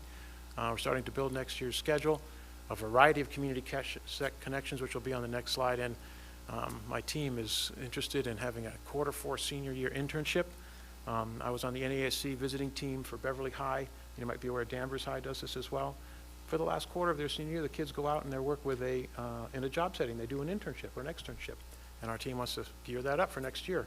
We actually have 3 or 4 students right now who are seniors, are just, they're done with their Edgenuity classes. They've got plenty of credits. Hey, Dr. Lord, I've got a job. Can I get credits for my job? It's like the school to work program that's going on at the high school. We are doing that with 4 or 5 students right now to pilot it, see what it looks like. And I'm hoping that will bring something to you in several months that'll say this is what it's really going to look like a year from now, when the high school seniors at Peabody Prep and maybe elsewhere, maybe the PLA, are showcasing the things that they've learned in the work world in that Q4 year. So again, some really interesting opportunities from my team. These are the 3 data streams I was telling you about to ensure the community that our program is successful. Number 1, and it's not just for Peabody Prep, it's for the entire district. In our district improvement plan and our school improvement plan is to ensure the social and emotional health of our students. You've heard Dr. Davala and Mr. Miko talk about needing the social emotional caregivers that are capable of bringing our kids to a better level. We need to make sure that's working. The C-list surveys are starting tomorrow in Peabody, and they'll go for the next 2 weeks. C-list surveys, this is the 3rd round we've done to them. And this is the students' perspective on their own social and emotional health. So the kids are going to give us a perspective of where they think they are socially and emotionally. So we're hopefully going to see some improvements in social and emotional health over last September and a year ago. The self-manager rubric has been in the district for a while now, and this is the teacher's perspective on the social and emotional health of the student. And our attendance reporting at Peabody Prep has really gotten quite good. As of now, we're doing period-by-period attendance, and as soon as that teacher clicks post, the parents immediately know that that child is virtually present in class at that time. And we can start having conversations about being present, because that's the first thing about kids being in school and being present. Our second column there on academic achievement, we're using the STAR reading and STAR math programs. We've had those for a couple of years now here in Peabody, and it's great that we have it right through our high school. We're looking at their reading scores on a regular basis. We do it 3 times a year. We look at their math scores 3 times a year, and our teachers can adjust their instruction accordingly. We have a professional math tutor. It's there about 8 or 10 hours per week from Boston University, is working with the students in the middle school, has a bit of a math gym, And our professional development for all of our teachers has been mastering instructional practices that engage students. It's not just for our virtual school, it's for the other ones. And I'll share with you a little bit about some of the great things the Department of Ed has been doing for virtual schools in the Commonwealth in a moment. And our goal is to have a public illustration on our DESE report card that you all can be proud of. The kids are taking their MCAS exams now. If any indication is today, we had 20 kids from Peabody Prep taking their MCAS exams. I said, how was the test today? Oh, easy, Dr. Laura, we're all set, we got it, we got this, everything's good. So I think the MCAS exams are gonna be pretty good for the Peabody Prep kids. So I'm proud of that, and I'm hoping that a year from now, we'll have a wonderful illustration of your virtual school to the public through that DESE report card. Our community connections are on this next to last slide. My relationship with the Chamber of Commerce, have made a bunch of connections with internships for the students. I was at a Chamber of Commerce event last week. 6 of our students expressed an interest in the businesses that I was present there for. So they're starting to make some connections in the community to get out there and get a job. Rotary Club, again, another wonderful group of people, mostly on the community service side. They're going to be getting some exposure to the folks in the community that need community service. Playful Engineers is a group. This is, you know Bill Nye the Science Guy? This is what this is. And it happens every Monday, kindergarten through 8th grade virtually. And the kids are doing all kinds of projects in these little packets. It's a lot of fun for them. We've had Young Artists of Massachusetts. You remember the movie with Chris Pine, The Finest Hour? The one on Chatham, where they went out and saved. Anyway, the guy who wrote that book, he spoke to our students.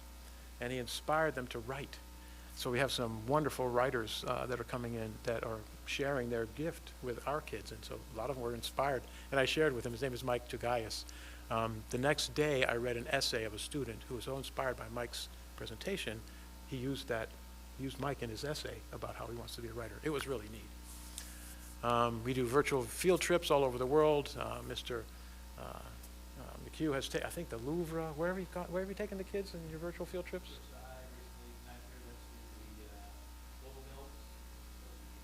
Yeah.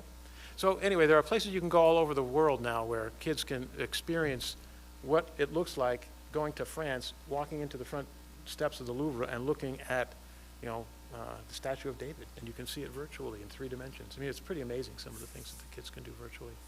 We're involved in a business mentor competition that has happened 2 times already. Actually, I'm sorry, it happened once already. The second time is going to be in May. It's with a business called Tapestry IT, and they are going to have business leaders from this organization work with our students in a competition to see who can bring the best product to market for Tapestry IT. We have guest speakers coming in. We have several students coming in from Merrimack College. They are doing their pre-practicum with us, so they're learning how to be virtual teachers. We'll do ice cream socials next year. I keep doing this DJ D-Lo thing in the morning. I do Where in the World is Dr. Lord? We take the kids and have a background setting every morning at a different place. They've been keeping track of it. And of course, we encourage the kids to get involved in after-school sports, clubs, and other in-person activities for kids only, for the little kids, and the sports and clubs at the middle and high school. So those are the things that are going on. At Peabody Prep, here are some quotes from our latest round of pre-enrollments. And I'll let you read those, but I do want you to hear from these young ladies here. They have some things that they wanted to share with you. Do you have any questions for me? What's that? Not yet? Okay. So ladies, you're on. Who wants to go first? Chloe, go ahead. Hello, my name is Chloe Hakim, and I'm currently enrolled in 10th grade at Peabody Prep. This past year, I relocated from New Hampshire to Massachusetts, which meant I enrolled in Peabody Veterans Memorial High School. As a result of all these changes, I began to suffer not just academically, but also psychologically and socially. During the month of October, I experienced my mother's unexpected and heartbreaking death. How does a 15-year-old understand this concept? For me, I took all the improper turns and began sliding downhill at a rapid rate.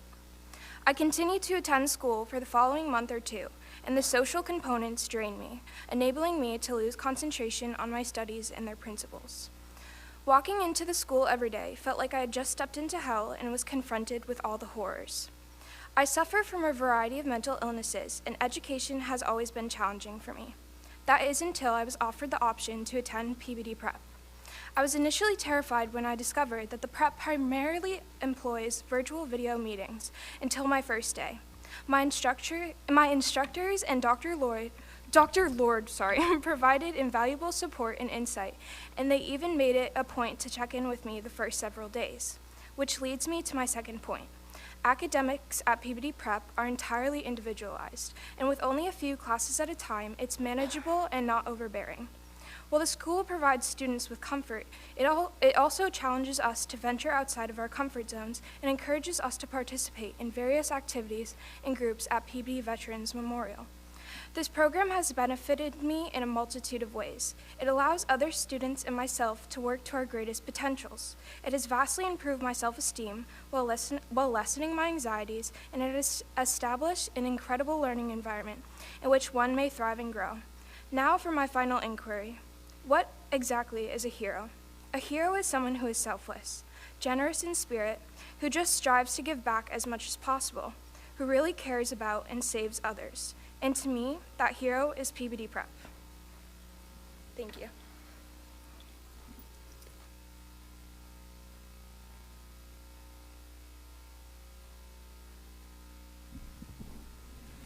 Hello everyone. So before I start, I really loved what she said because Peabody Prep is not only a school, Peabody Prep is a family. And so my name is Michaela Telles, and I'm a junior at Peabody Prep. And I would like to thank all of you for this great opportunity. It's a pleasure to be here to talk about how Peabody Prep has been a blessing in my life. So I would like to start by saying how Peabody Prep completely changed my life for the better. Because when I was doing school in person, I felt like I didn't have all the opportunities that I wanted for my life in high school. But with Peabody Prep, it's different. Because all of us students have wonderful opportunities that we would not have in person. Last year and this year, for example, I had extraordinary opportunities, such as presenting the school committee, the school improvement plan at the school committee meeting with Dr. Lord. I was able to participate in a school commercial for Peabody Prep, and I was invited to the annual PACC Legislative Breakfast with the City Council and the Mayor of Peabody. And all these opportunities really changed my life in a way I will never forget. Besides that, at Peabody Prep, I have a relationship with my teachers that I didn't have before, because they are always willing to help us, even when they are not in school hours or even during vacation time. And that's something that really encourages the students to try their best. And with Peabody Prep, we had another really good benefit, which is sleeping a little bit more because class starts at 8:25. And in my opinion, that makes me feel much more productive during the day. And some people ask me if being a virtual student is something easy just because I'm home. And I always answer that if you're a hardworking student, then virtual school is the same thing as in-person school.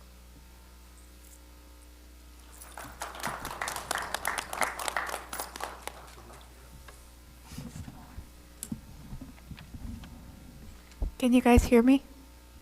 Thank you. I don't have anything written down, but I was very happy to hear what Michaela and Chloe had to say. My name is Sophia Dixon. I am a sophomore at Peabody Prep. I was in the commercial that Michaela was in a couple of months ago that promoted our school to the general public to get more people in the know about our remote schooling.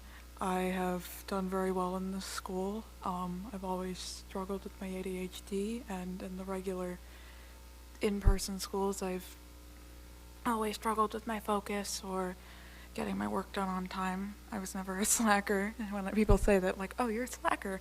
No, I was never a slacker. I have now, got my footing. I've been able to be more focused on my work.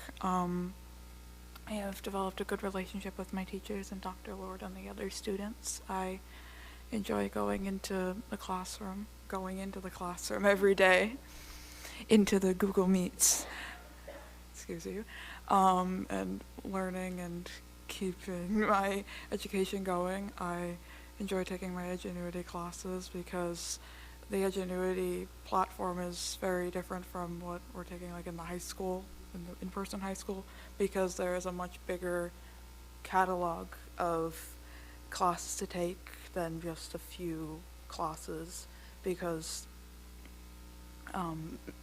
wider categories.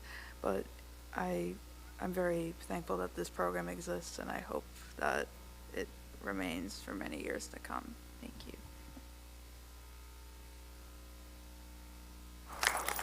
Thanks, ladies. I also wanted to thank everyone. If you want to go to the last slide, Dr. DeVallo, there's been a lot of people involved with this. I really want to highlight the Department of Education. They've been really miraculous. I meet with them every week with all the single district virtual school leaders.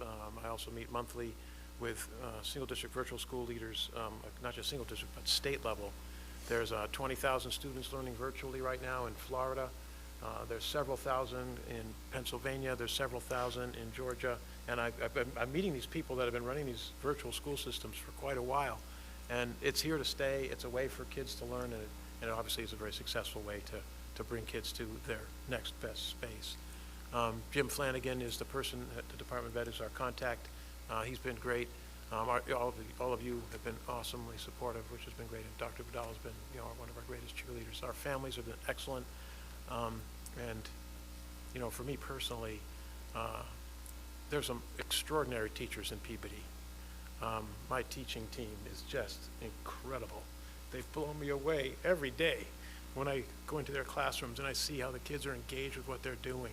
I mean, sometimes some of the stuff I didn't even think about, the way they hook a kid and get them engaged virtually. Who knew? I mean, anyway, I got the best of my teachers, so I want to thank them. And of course, our kids. We have some wonderful students here. I've met a bunch of them at the Peabody Learning Academy. We're doing an MCAS a week. 5th grade next week, the 4th grade after that, the 3rd grade, and we're going to do the whole round for mathematics, and then we'll have the middle school in. So if you want to come and see what MCAS looks like, it's every week at the PLA for the next 3 months. Anyway, any questions from the group? Anything that we can help you with? Well, thank you. That was amazing and extremely valuable for all of us to hear what each of you had to say.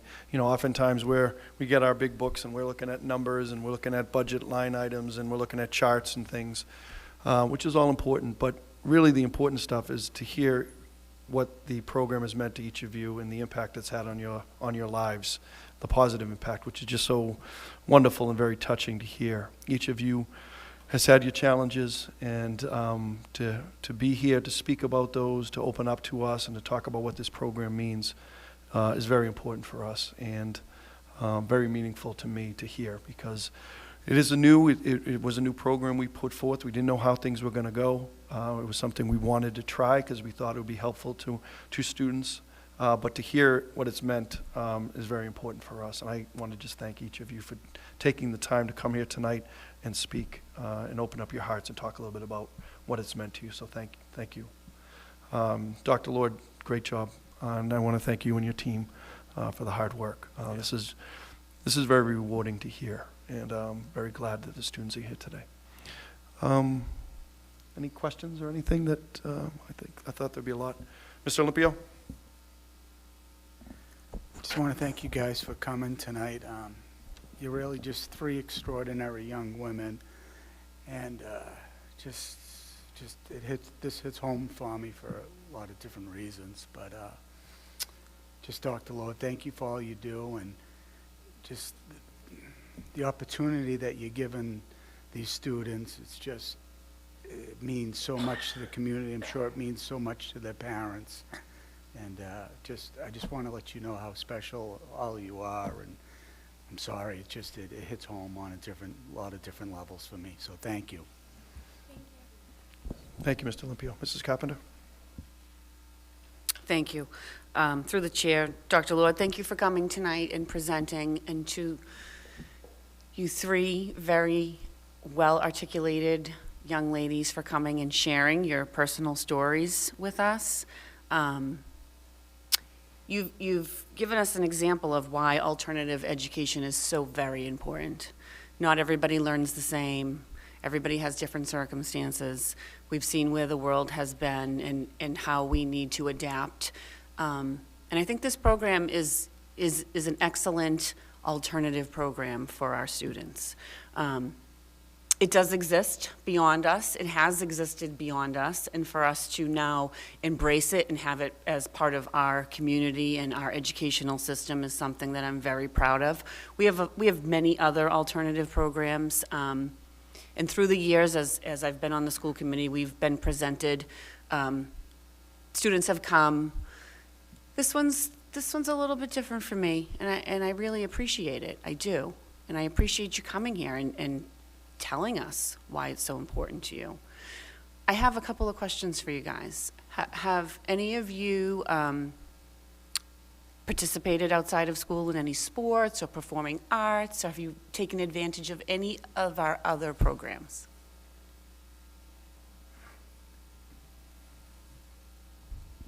Can you hear me? Yes. Sorry. I'm currently in stage 1. I'm not in their current production, but last year when I was like in other remote stuff, I helped out, but hopefully in the fall when things get back up, I will join back in stage 1 in person. Fingers crossed. Excellent. That's great. I'm glad to hear that you're taking advantage of just not this program, because there's so many other things that you can participate in, and I want to make sure that you are aware of all of them. And then, what was the other question I had? Dr. Lord, you mentioned some summertime ingenuity. Is that a blend with our in-person classes? Will that give credit to in-person session? We're trying to figure out exactly where that's going to land. It's going to depend on some numbers on where the kids land. Most of the kids at Peabody Prep are on track to earn the number of credits they need by June, but there will be a certain number, just don't know how many, that needs the extra time. And I'm also getting kids, hey, Dr. Lord, I want to take, business for Business 101. And I said, okay, why not? So I don't know exactly how that's coming together. It's one of those innovative things. But yes, the opportunity's there, I'm there, and I supervise the students throughout their Edgenuity experience. So Edgenuity does a lot of the heavy lifting, and we've known that for years. Yeah. Steve Bedar's been great at the PLA. He's been using Edgenuity for his program for quite a while, and he's got some great custom classes in there that are designed right off the Peabody curriculum, Peabody High curriculum. So yeah, there'll be some more opportunities. So I might be able to have more detailed information for you when I have an idea of where the kids need, what support they need. Just wondering in the how summer. that blended. My other question about like after school, performing arts, sports, you're all in the high school level, but when we look at the elementary and the kindergarten, are they getting those same opportunities for after school and clubs? I mean, I know things are just kind of starting back up, but just those opportunities as well, the invite. So yeah, the Peabody Prep's timetable was designed very specifically to start at 8:30, everybody K-12. So what that allows the kids to do is the high school kids have 4 hours of academics in the morning. They go to lunch at 12:30, and at 1 o'clock, some of them go to a job, which is fine. Some of them go and work on Edgenuity. Some of them do Edgenuity for 40 minutes, and then they go to the high school. We just had a boy try out for baseball yesterday. We have kids on the track team. We have, beside Sophia, we have other students in stage 1, and they're doing various clubs at the middle school as well.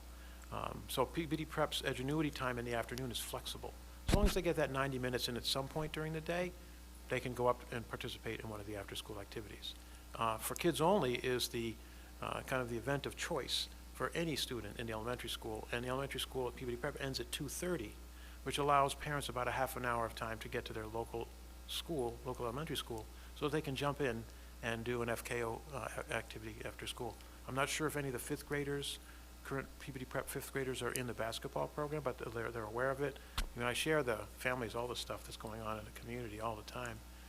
And what's been really fun, at least for me, is the job opportunities for the high school kids.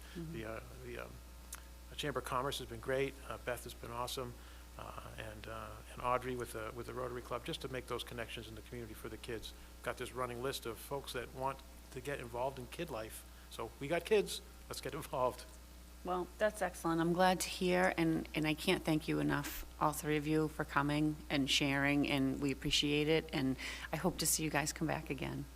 Thank you. Thank you, Mrs. Carpenter. Mr. Miko? Thank you, through the chair. Girls, thank you for being here. We're so proud of you. You guys are very courageous, being here and talking about things that are personal. You guys are going to be a success story, no doubt. You guys are great. You guys are going to work hard, keep doing it. reach out to us if you need anything, and we really mean that. Our emails are public. Shoot us an email if you need anything through Dr. Lord. But you guys are going to be awesome. They can go right to you, Joe. Yeah, that's fine. Hey, that's what we do. This, the mayor mentioned it earlier, how, we look at our budget books and they're just numbers, and we get to spend money on things, right? Here's a great example of something that we really get to spend money on, and something that is beneficial not only now but in the future. Doc Lord, you're all over the place. Before your school day starts, you're at breakfast promoting this program. You're talking up your kids. You're at nonprofits at night. I'm running into you on the weekend. You've always got your button on, Peabody Strong, and always promoting these kids. So you guys have a great leader. Teachers, thank you. Starts with you guys as well. And the parents.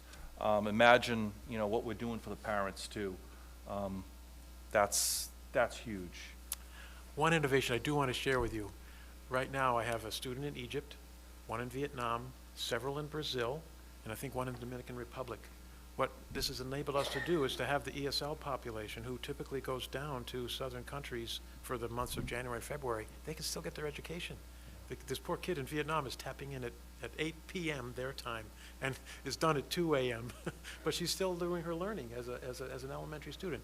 So this is another great opportunity for families. We had one family who realized that the national parks in Arizona, the best time to go is September. July and August, it's crazy because all the kids are off. They got an RV, they went out there for 2 weeks, and they did learning in the morning, and then they went and hiked the Grand Canyon in the afternoon. I mean, just some incredible stuff you can do with remote learning. And they're still paying taxes in Peabody, by the way. just so you know. That's the important part. Thank you. Yeah. But seriously, what you're doing to help your parents as well by succeeding. So, and thank you to the parents for being here tonight. We're familiar with some of you, and I'm glad it's working out. Thank you, Mr. Miko. Mrs. Dunn? Thank you, Mr. Chairman. I want to thank all of you for coming tonight and giving us some insight into what it's like to be a student in the program. And of course, with Dr. Lord, he has told us many different ways about what's going on, but it's so good to hear from someone who's learning in that. Each of you had really specific reasons for going to this school, which is very good for us to know too, so that we can understand how the program helps all kinds of different students. The pandemic has been really difficult and an awful thing. We don't ever want to have to go through another one. But there are some good things that have come out of it. And one is the remote learning. And knowing that it's working for you makes us feel a lot better, knowing that we've been able to make this available. You all take history. I'm looking over at Mr. McHugh, the teacher, history department leader. And when the people you've probably learned a lot about, well, all right, for example, March is Women's History Month, so you're probably hearing a lot about women, trailblazers, and leaders in their time. When they were doing all of those things, they had no idea how much they were going to change history. I want you to think about this. You and your teachers are actually trailblazers. People didn't choose to go to school on Zoom. This is really something, and 50 or 60 years from now, they're going to say, wow, you're a pioneer, and I know you're not going to think of yourself as that, but you really are. So I want to thank you for taking a chance on our program and for making it work, for doing so well, and for making it work for you. That's the important piece. Now, I do have one question. Does Dr. Lord start the day off with a bulls up, you-ha, hoo-ha, hoo-ha? What is it he always says? Every day. Every morning, okay. Okay, that's my question, because, at the end it said questions. So They know when I say bulls up, it's time to get to class. Oh, okay. At some Thank you point, all. thank you, Mrs. Dunn. At some point, I want to hear more about this DJ D-Lo. I want to hear a little bit more about him. Oh, No yeah. problem. Hey, we need you in the background. No, you do not want to see that. I've done. You do not want to see that. Yeah, it'll be fun. We can do it tomorrow. I do want to share something that our community, our virtual learning community needs from you, and I'm not sure exactly how this works with a motion or something like that, but I need to be able to send the reapplication for our school. I'm working on that. It's due in another few weeks. It would include an endorsement of some sort from our school committee, whatever you feel comfortable with. Anyway, I just need that as part of our next steps. Okay. Thank you. I think, Mr. Hockman, I'd like to turn it over to you. Thank you, Mr. Mayor. Thank you, Dr. Lord. I know firsthand how much Dr. Lord pumps up this program and all of his students, and he cares passionately about each and every one of you, helping you succeed and growing this program. I do also want to recognize, I think we do have some staff members here, some teachers, and thank you for participating in the program too. It was important for me to hear your stories, your individual stories, because, and it's not your age group that I'm terribly worried about in terms of the virtual school, and I know that there's been a lot of positive talk tonight, and I don't mean to put a negative twist on it, but I do have some concerns about some of the social and emotional stuff, so I was happy to hear your story and how it actually benefited you socially and emotionally. I don't know that a 4th grader has the same wherewithal as a 10th grader. So I do have some concerns about isolation and students being at home with their academics, not being out with their peers, even though they do have opportunities to go to school for extracurriculars and extracurricular activities and participate in things like that. When this virtual school was brought to us, it was during a period of COVID where there was a lot of remote learning going on. There was a lot of anxiety over being around other people and social distancing and mask wearing and becoming contagious with the virus. But that's not what I'm hearing tonight. I'm not hearing that we're talking about being in a virtual school because of COVID. I'm hearing that there are very specific reasons why at least the 3 of you decided to try out this virtual school. And it leads me to a little more confusion, frankly, on a kind of an administrative side of things, and a little more concerned on a budgetary side of things, because we do have schools or alternatives, and I think Ms. Carpenter mentioned alternative learning is important, and it absolutely is, and I'm a big supporter of alternative learning and opportunities for all students, and we all learn differently, whether we're teenagers or old guys like me and the mayor. But we do have a learning academy, which has a remote component to it. It's just not in your house. It's in a location that's different from the traditional high school. I don't even know if I want to say traditional high school, but the building on Lowell Street. And I'd like to, maybe not tonight, but maybe some other time, maybe start an email exchange or communication as to why not the Peabody Learning Academy? Why the virtual school and not the Peabody Learning Academy? We also have a community high school. We have a night program. There are a lot of opportunities for our students. And like I said earlier, I'll turn my head to Dr. Vidala and away from, and you guys are all great. This has nothing to do with you. I mean, you are fantastic, and you all have terrific stories, and I'm happy that this works for you. I'm not, it clearly works for you. You're here, and you seem to be excelling in the way in which you're learning, and I'm ecstatic about that. We're looking at about 100, I think Dr. Lord said there are about 100 students pre-registered for the 22-23 school year. We have about 120 students in the 21-22 school year. I'd like to, last year we went through this very quickly, and this got up and running, and a lot of support from DESE, and I think in a hurry, and this got approved very quickly. I don't know that we really looked at the budgetary implications, how many teachers and or staff members are working exclusively with the virtual school, and what the ratios are and things along those lines. I'd like to, whether it be tonight or another night, I don't want to keep anyone too late, but if we have that information now, great. If we can get it in between now and the next meeting, that would be great too. But that is certainly one of the concerns for me. You know, another concern is if it's not COVID and we are interacting in stage one and we are interacting on the track team and the baseball team, and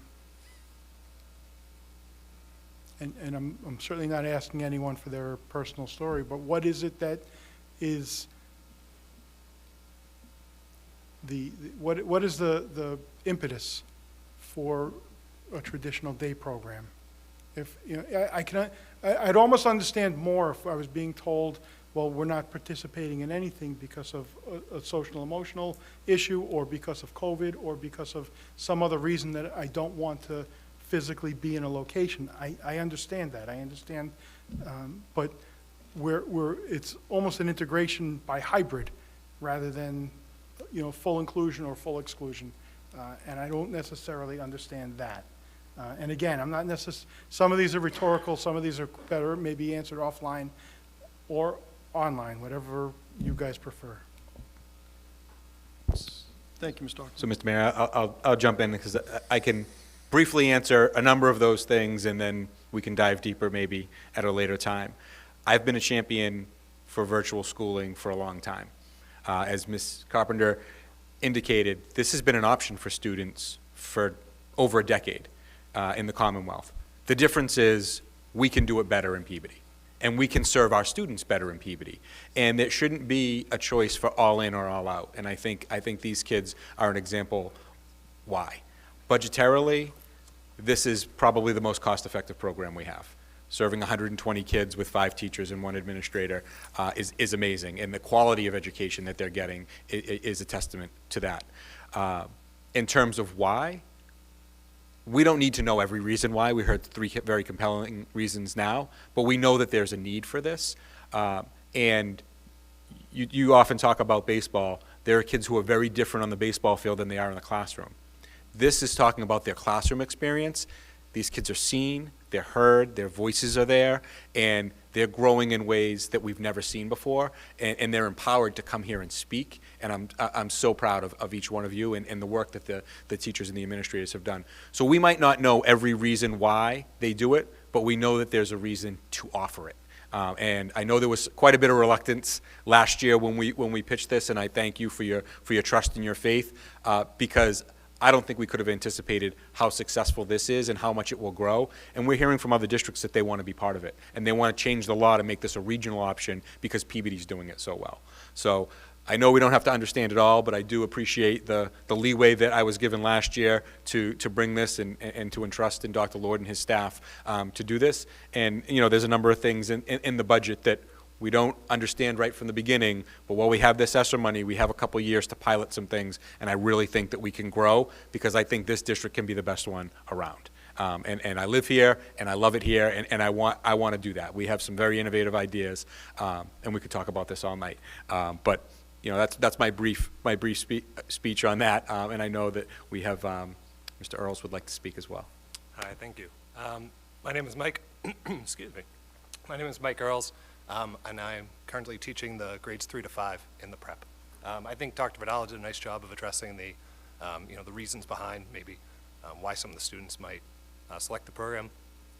Mr. Hockman, I just wanted to maybe provide some context. It sounded like you were a little worried about the isolation among some of the younger students, and I thought that, since I work with them, I might be able to provide a little context there.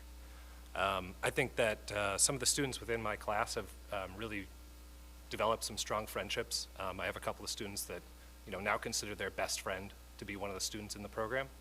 I have students that, at the end of the school day, pretty much every day, those last few minutes when I'm trying to wrap up, even after 2:30, they're trying to stay on, they're trying to chat with each other, and a lot of them are trying to set up times to play together. They're saying, hey, you want to play today? Can you play? Oh, let me ask, I'll find out. I'll ask my mom, I'll ask my dad. They're trying to figure that out. I have students that come back in on Mondays and we share what we've done over the weekend, and a lot of them are telling me about the classmates that they have played with from our program that they met through our classroom. So I can't speak to what every student does at the end of the school day, but it is certainly not the case that they all, turn off their device and then are isolated at home. And as Dr. Lord said, there are a lot of students that are using the opportunity to travel with their family, and if we're Considering isolation as a factor, we're certainly not isolated if we're traveling the world or visiting national parks with family. So I thought that might be helpful. Thank you. Thank you, Mr. Earls. Thank you. Mr. Swanson, I know you wanted to speak as well. Thank you. Dr. Lord, I can't tell if you were proud of this or what. You just shine when you speak at this school, so. Thank you very much. Obviously, awesome work. And to the young ladies, you all take a chance at this. And I forget who mentioned it, who was nervous of walking into that first classroom. It's more than what you've come in. You guys took a chance, and you've all blossomed there, which is phenomenal. So you guys should be proud of what you've accomplished, proud of taking that chance, and it tells a story from what your teachers and Dr. Lord are saying here. So congratulations on your success here, and I hope you continue it. Thank you. Oh, and Dr. Lord, is DJ Lowe, is he up for hire? I have a function coming up and just looking. You're funny. Yes, there you go. I like it. No, that was a spin-off of J-Lo and Dr. Lord D-Lo. That was my nickname, yeah. Thank you. Mrs. Carpenter, you want to mention something further? I did. I just wanted to mention so that the committee knows, there are other online programs out there. They've been out there for years. You can look them up. Connections, Fusion, Tech Connections. They can go to any of those places. We will pay for it, by the way, just so that you know. So this is already happening with or without us. And although we've heard their stories tonight, I will tell you that I also know of other stories that do involve still COVID. We have children who medically cannot attend, do not have the option, or maybe they do, to have a tutor. But sometimes the tutor can't go to the hospitals, or the parents can't homeschool, so this is another alternative to another situation that could present itself that we would need these services. And I think, although the numbers maybe are a little bit hard for us sometimes to look at, I think this is something that is going to benefit, and in the long run, we will be better for it. So, again, thank you for coming, and I just wanted the other committee members to know that this has been happening anyway. And we pay for it. And I do usually ask you, and I'll wait, did we tuition in anybody on this one? We're not allowed to yet, but that's what Okay. we're working on. We need to change the law, but we are working on it, and there are regional districts that are interested in supporting us through that. Great, thank you. Thank you so much for being here. Thank you. Thank you.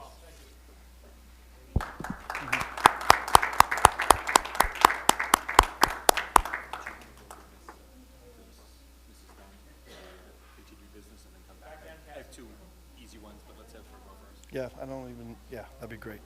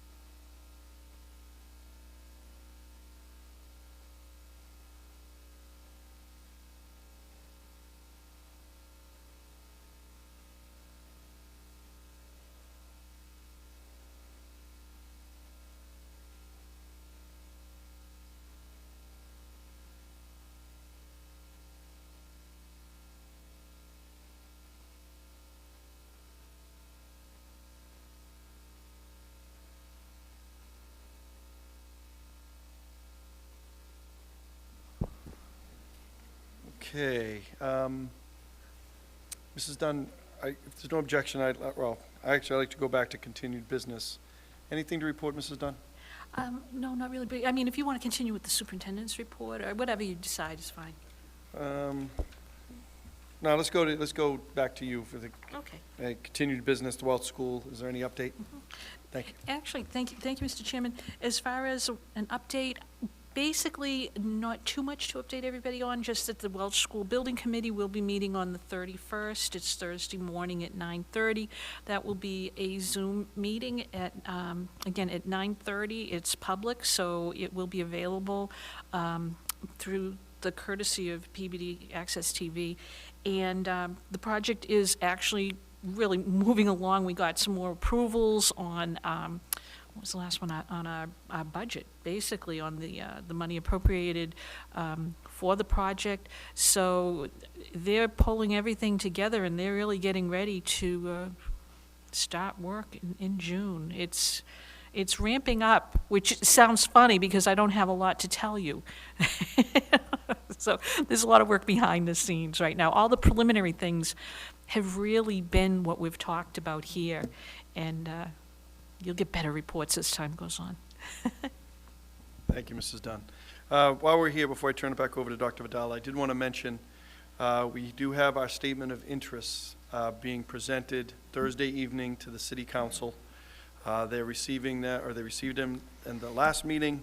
They've marked it up in front of the Finance Committee for this Thursday evening at 6 p.m., and then they'll be taking it up in the regular meeting right after that at 7:30. We have the south roof, which is going in under the accelerated repair program. That has a quick turnaround where the vote will be Thursday, and then we have to submit on Friday. The Center School and Peabody Veterans Memorial High School are under the core program. They will be discussed and presented and anticipate being voted on Thursday evening. We have a little bit of time on that to submit. That's later in April. But that is being presented. Anybody who's able to join us, please do so. And I think we should see a good result. The council's been very supportive of our request for capital improvements, and I expect that we'll see similar support on Thursday. Mr. Swanson, do you want to add to that? No, just a question, Mr. Mayor. They're being read at the Finance Committee? So what time, that's 6 o'clock? So the finance, I believe it's at 6, it might be 6:30, Okay. but it's one or the other. And then the regular committee meeting is right after the finance meeting. So it'll be voted on in finance And then and pushed then forward. recommended and voted on in the full committee Thank right you. after.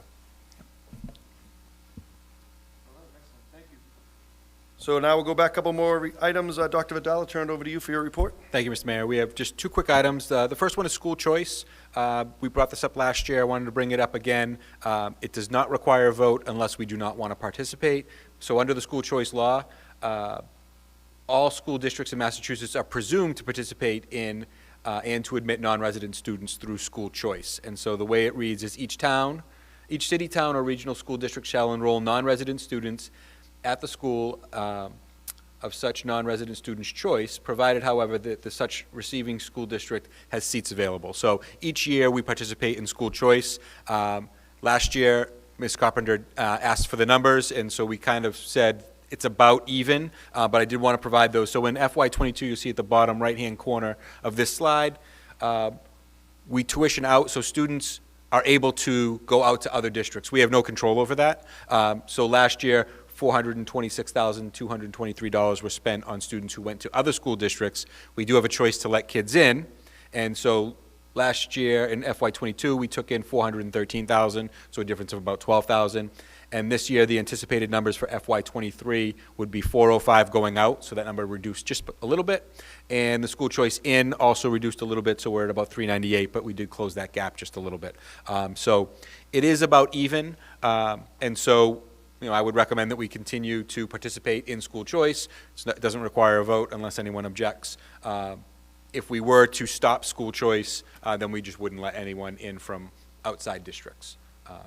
So we do have to bring it up every year at a school committee meeting so that it's on the agenda and that this law is read, and then I certify to the Department of Ed that we will continue to participate. So unless there's no objections, we'll continue to participate in school choice for next year. Thank you, Dr. Vidal. Mrs. Carpenter? Thank you through the chair, Dr. Vidala. Do you personally review each of the school choices to ensure the class sizes are appropriate? Yes, so once kids come in, we generally allow them to stay, and then any new one we review between June 1st and July 15th. We spend, Marge and I spend time going over them individually and make sure that there is room prior to accepting them in. Excellent, thank you. Okay. Thank you, Dr. Vidal. Okay, our final item is some good news here. We've had hero artist Rob Surratt come into the district, so thanks to the Peabody Education Foundation Mental Wellness Initiative, we've had several donors, Gravok Charitable Foundation, J.B. Thomas Leahy Foundation, North Shore Bank, and North Shore Community Action Program, all donated money to this mental wellness initiative. And so Dr. Lord and I had met with the PEF group, and we talked about, what could we do for our kids. And so one of them was to bring into all of our elementary schools Rob Surratt. He did these paintings here in the Higgins Library, and he does a live show. And so you'll see at the bottom here, we have some pictures of our kids with some of his paintings. The bottom right-hand corner here is the Brown School with a number of his paintings that he did live, and then some of the paintings that he brought in. Rob has come to us for about 20 years. He met Kara several times, and when he came in, he said, I have an idea, and I'd like to end the show. It's his hero art show. So he talks about being a good person and doing your best, and he tells some personal stories, and he, at the end, he brings up all these heroes, all of the people in these pictures, and all the wonderful things that they've done in the world, and he inspires kids to do the same thing. And he wanted to end it with a painting of Kara, which is amazing. And this is going to be a gift to the district. So he spent over 250 hours on this picture. So we invited Carol and Kim to the South School presentation. And he spends time, he talks to the kids afterwards. He's just an amazing person. So Carol and Kim were moved. We're going to find a space for this painting. I believe it's going to be here in the Higgins. He's going to do a couple more shows for grades 6, 7, and 8 at the Higgins. I really encourage any member of the committee to come. It's an amazing presentation. I've been to them all. It gets me every time. And I get more out of it every single time I go. And then he talks to the kids afterwards. He was at the West School today until 12 o'clock. The performance was at 10. He was done at 11. He was talking to kids and taking pictures and showing them the things. And I'll tell one little story. There's a girl at the Welch School who tragically lost her father earlier. He's going to draw a picture of him for her, just out of the goodness of his heart. That's the type of person this is. It's an amazing performance. I encourage you all to come. But this is the stuff that we talked about, bringing back the things that kids remember, the experiences. This is the first time for more than 50% of our elementary kids that they had an assembly. When we're getting the kids together, this picture of the Brown School with all the kids together, we're finally able to do that again. And thanks to PEF and all of our donors to be able to do something like this. But this was amazing. I definitely encourage you all to come if you can. Thank you. Terrific. Thank you, Dr. Vidal. That was wonderful. Okay. Public participation. Do we have anybody that's looking to Yes, we join actually us? have a couple people. I'm going to allow Madison Andrews, who has her hand raised. I believe she's a student at Peabody Prep. And so I'm going to bring her in. So Madison, if you can unmute yourself, and then you can speak to the committee. Okay, hello, I'm Madison Andrews, and I am an 8th grader in Peabody Prep. And I just wanted to say how Peabody Prep has really helped me, because during my elementary school years, I've struggled a bit because I was always insecure, and even though I've always worked hard in my studies, sometimes I had a hard time with focusing. So Peabody Prep has really helped me. It really helped me learn time management skills, which was very helpful, and it's really efficient. And I just got to say, the teachers are just so supportive, and Dr. Lord has just put so much time and effort into this, and I just really think that it's a great program. And I feel like all the students are very helpful with each other, and it's just a great program. And I've learned so many new things, and we have so many great resources to learn from, and I just really think it's very efficient, and I just really think it's a great program.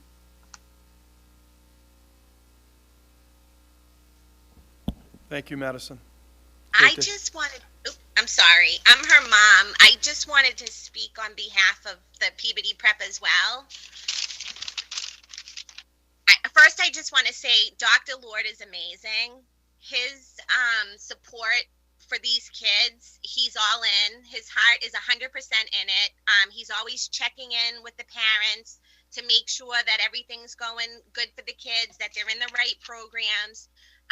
When Madison was in 5th and 6th grade, she was bullied. She was always a kid who really enjoyed school, but she was bullied. So she had a very hard time with her self-confidence. We wound up doing the prep because a family member got diagnosed with cancer. So it wasn't an option for her to go back to the Higgins at the time. And what happened was, just by her doing that because of a health problem, she got all her confidence back. She's learned to be super independent. I'm very proud to say she's made the exceptional honor roll, nothing less than an A, both quarters attending Peabody Prep. Also, the teacher, Miss O'Master and Dr. Lord, they go out of their way to make sure that the kids are interacting with each other in groups. And I just can't say enough about this program. It's just amazing, and I just see my daughter having such an amazing future if this program continues as far as college. That's all. I just wanted to share that with everybody. Wonderful. Thank you. Thank you for joining us and for speaking, both of you. Very helpful to us. Okay, do we have any other speakers? Yes, we have Teresa, so I am going to bring Teresa in. So Teresa, you can unmute and you're allowed to speak. Can you hear me? Yes, we can. Oh, okay, great. Yes, my son is a sophomore at the Peabody Prep. I have 4 children in 4 different schools.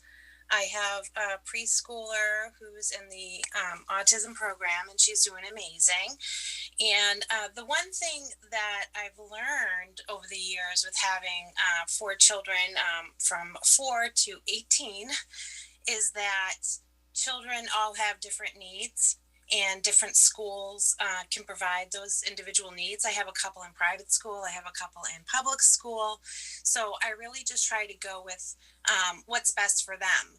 And what I've learned with COVID is that my sophomore just excels at online school. He gets up every morning. He's engaged with the teachers. Dr. Lord is amazing. There's always opportunities for me to engage with the teachers as well. And I just wanted to say that it's been a blessing. And oh my gosh, I had so much on my mind.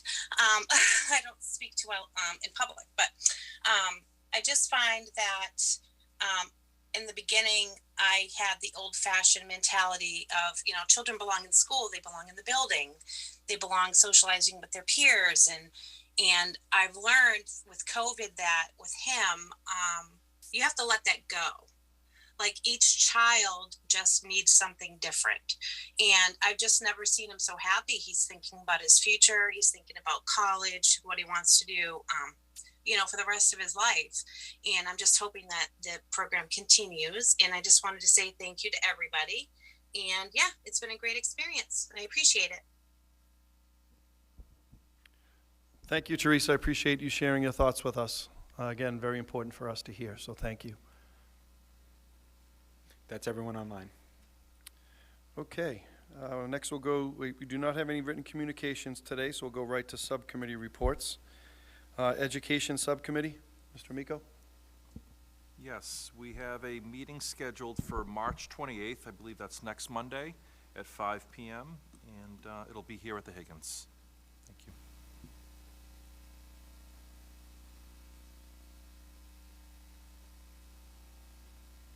Terrific, thank you. Next is Finance, Mr. Olympio. Nothing new to report. School Safety, Nothing new to report. thank you. Athletics and Wellness, I do plan on putting a meeting together with the booster presidents and Coach D, our athletic director, before our next regular scheduled school committee meeting, and we were greeted at the beginning of this meeting with all the wonderful athletes, student athletes from winter sports. So That's great. Thank you, Mr. Hockman. Quality and standards, Mrs. Dunn. Thank you, Mr. Chairman. I just wanted to bring it to the committee's attention that we have a policy that we need to look at again, and I'd like to request that this be referred to the Quality and Standards Subcommittee. It is the meal charge policy, and I apologize, there's no reference number on it, but it's 2022-16 for document number.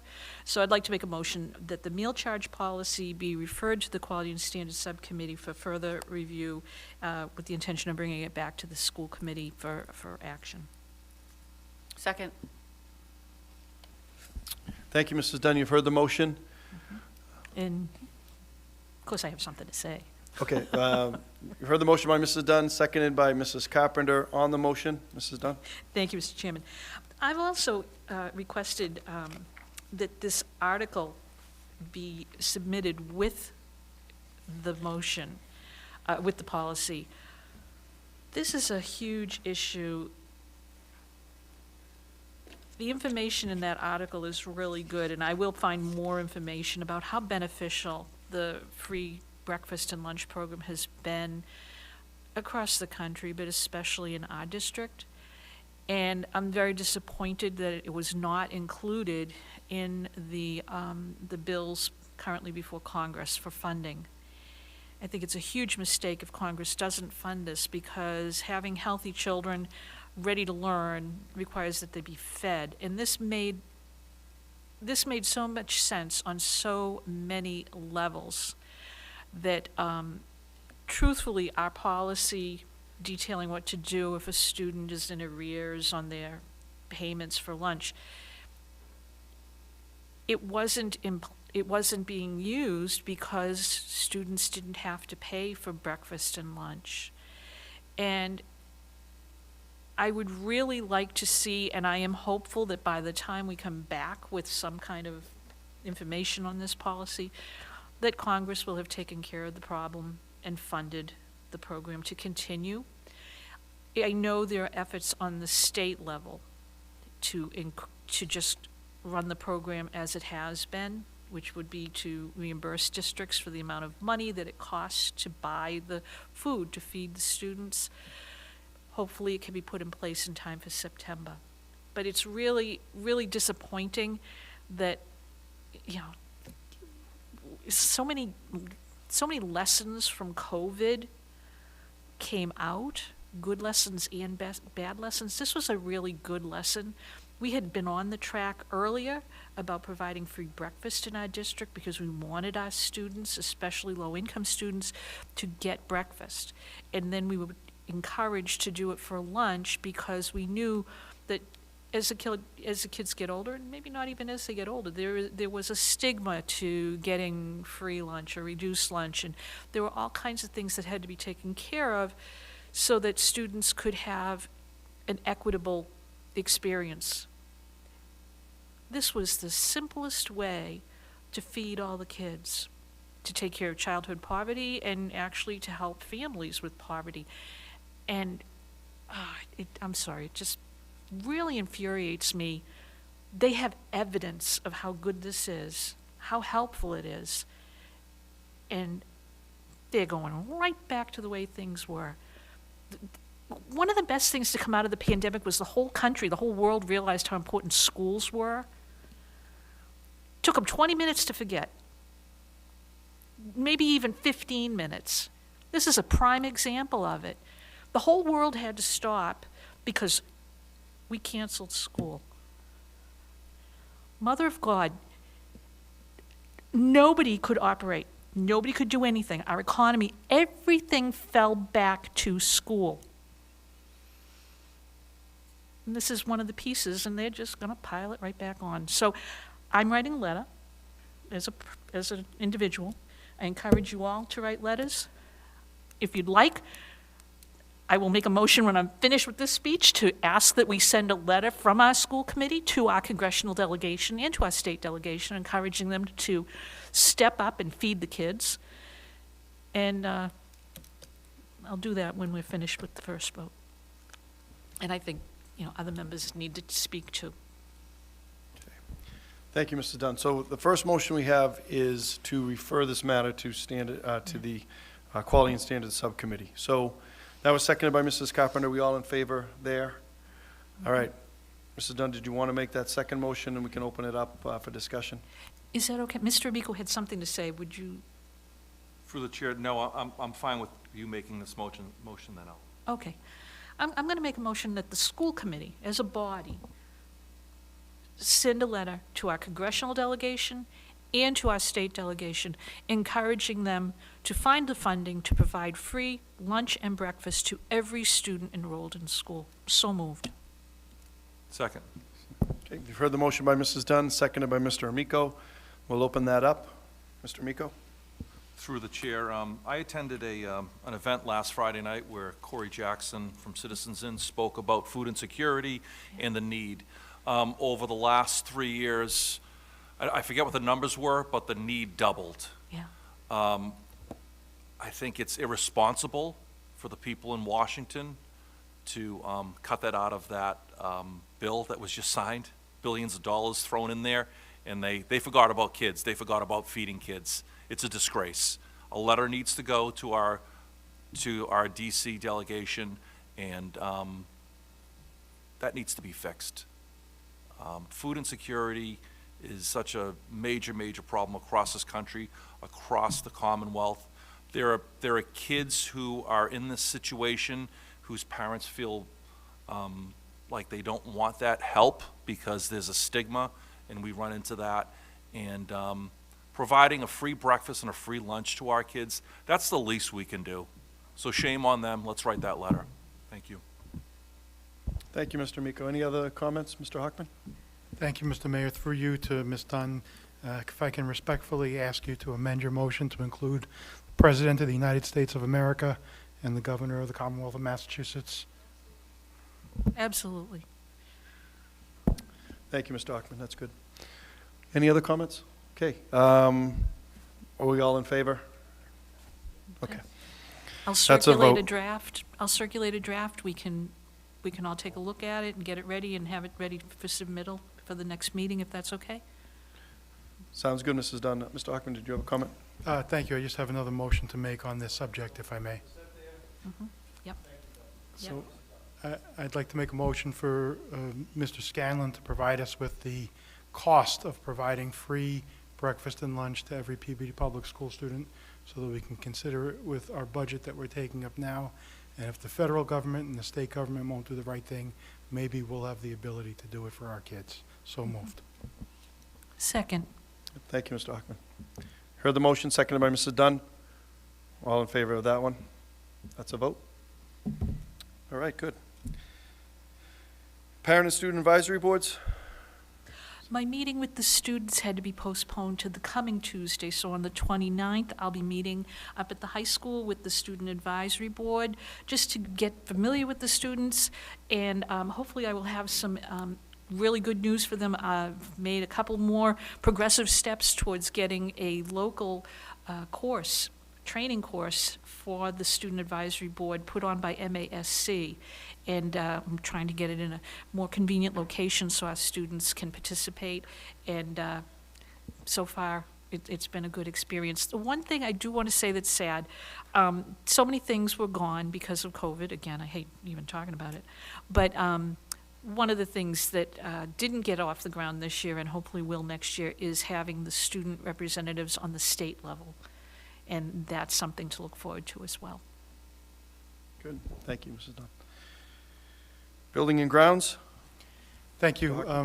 Just want to thank the mayor for his efforts, the superintendent for his efforts, Jim Hafey for his efforts, parents and concerned citizens that reached out to us about some of the issues at Peabody High School with regard to lighting, and also to the committee members for bringing it to our attention. And I'm just going to hand it over to the mayor, who I think might have a little, or at least a brief update as to what's progressing up there. Thank you, Mr. Hockman. And yes, this was just something, quite frankly, we were late on and behind on. And I know some committee members expressed some frustration, and I think even wanted to say more at the last meeting. But I'm glad to be able to report that work began last Monday. We contracted with Bay State Electrical. They've been doing work over at the high school. It is weather dependent, so there were a couple of days last week they couldn't work. But I know that there were a couple of poles that had been knocked down. I think we all know. Those were knocked down, those were removed, are being fixed. There's some welding that has to take place and some work to repair. That is taking place now, and those will be brought back on site. We'll be notified when that's going to be happening. And they are also replacing the lights with LED lights and just more modern, updated features that I think will have a real effect and improve the situation in the parking lot and in that main drag. In addition, I was hoping to have a report today. I don't yet. There's a meeting on Thursday regarding the upper fields baseball lights. Musco Electric has been involved. We're hoping to have a plan for that. As I said, I was hoping to have that today where I could relay it. I do not yet. But that is also taking place. They've been up at the site. Jen Davis and Jim Hafey have been working with them also. So 2 tracks, 2 things going on. The lights at the school itself, the parking lots, the main runway, and then also up on the upper field, the baseball field. So I'll keep everybody updated. So I think let's keep this on the agenda moving forward. But finally, things are happening. Mrs. Dunn? Thank you, Mr. Chairman. I need to let you know that I received a call and was going to speak with you about this from PAT concerning the electricity at the upper field, and just to try to be able to include them in any conversations with electrical work being done up there. They need to be able to plug the truck in, and the outlets at the upper fields are they cannot utilize those without fear of blowing a fuse and letting everything go back into darkness.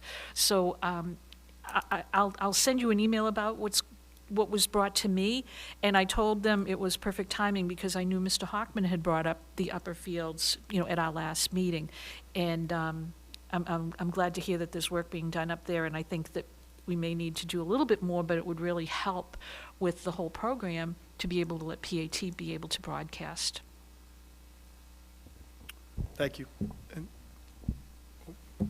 Mrs. Carpenter? Thank you. I appreciate the work that's being done for the lights. I have 2 questions.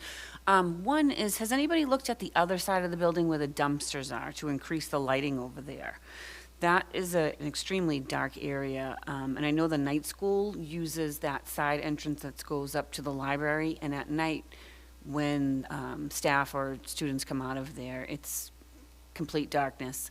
The other thing is, if you could get back to me maybe on the next agenda, and or unless you know now, the logistics of how the lights get on and off, like even down on the skating rink side. Is it a switch? Is it a timer? Who determines when they're going to be on, when they're going to be off, those type of things? Because I think there might be some miscommunication in that regard, and I'm curious as to know how that works and how we can rectify it. Good questions. So yeah, let's put that on let's leave those items on there, and I'll get answers to both those questions. I thought I did bring up, because you had mentioned that to me before about the library. I thought I did bring that up. I don't have information on that yet, but I thought that was going to be a part of this. But let me get the further details on both those issues. Yep. Mrs. Hockman, or Mr. Hockman, No, Mrs. Dunn. Mrs. Dunn, I have a separate matter. You reminded me, can we make sure that we're taking care of the lights at the front of the building as well, at the entrance? Yes, I should have maybe been more clear on that. What we are looking at, and what I've asked them to do, is increase the lighting by putting on, I can't think of the name, what was the name of there's a specific type of lighting. I thought I mentioned it to you. Anyway, there's going to be some added lighting that we're putting on right at that main entrance that's going to come off the gymnasium going towards the main entrance, gymnasium going out towards that area where the bus ramp is, and then on the other side, another light that's going to be attached to the building that's going to be going out kind of over that open space area before you get to the parking, to parked cars. So, yeah, there's going to be, we need more lighting on those specific areas, all in the front, and it's been very well spoken of by really everybody at some point or another, but it's, after games at night, it's not a good situation, so more lighting is coming. So not only are the poles that are there being fixed and replaced and updated with LED, more modern equipment, but we're also looking at some, to add some lighting off the building in certain areas. So I'll keep everybody updated.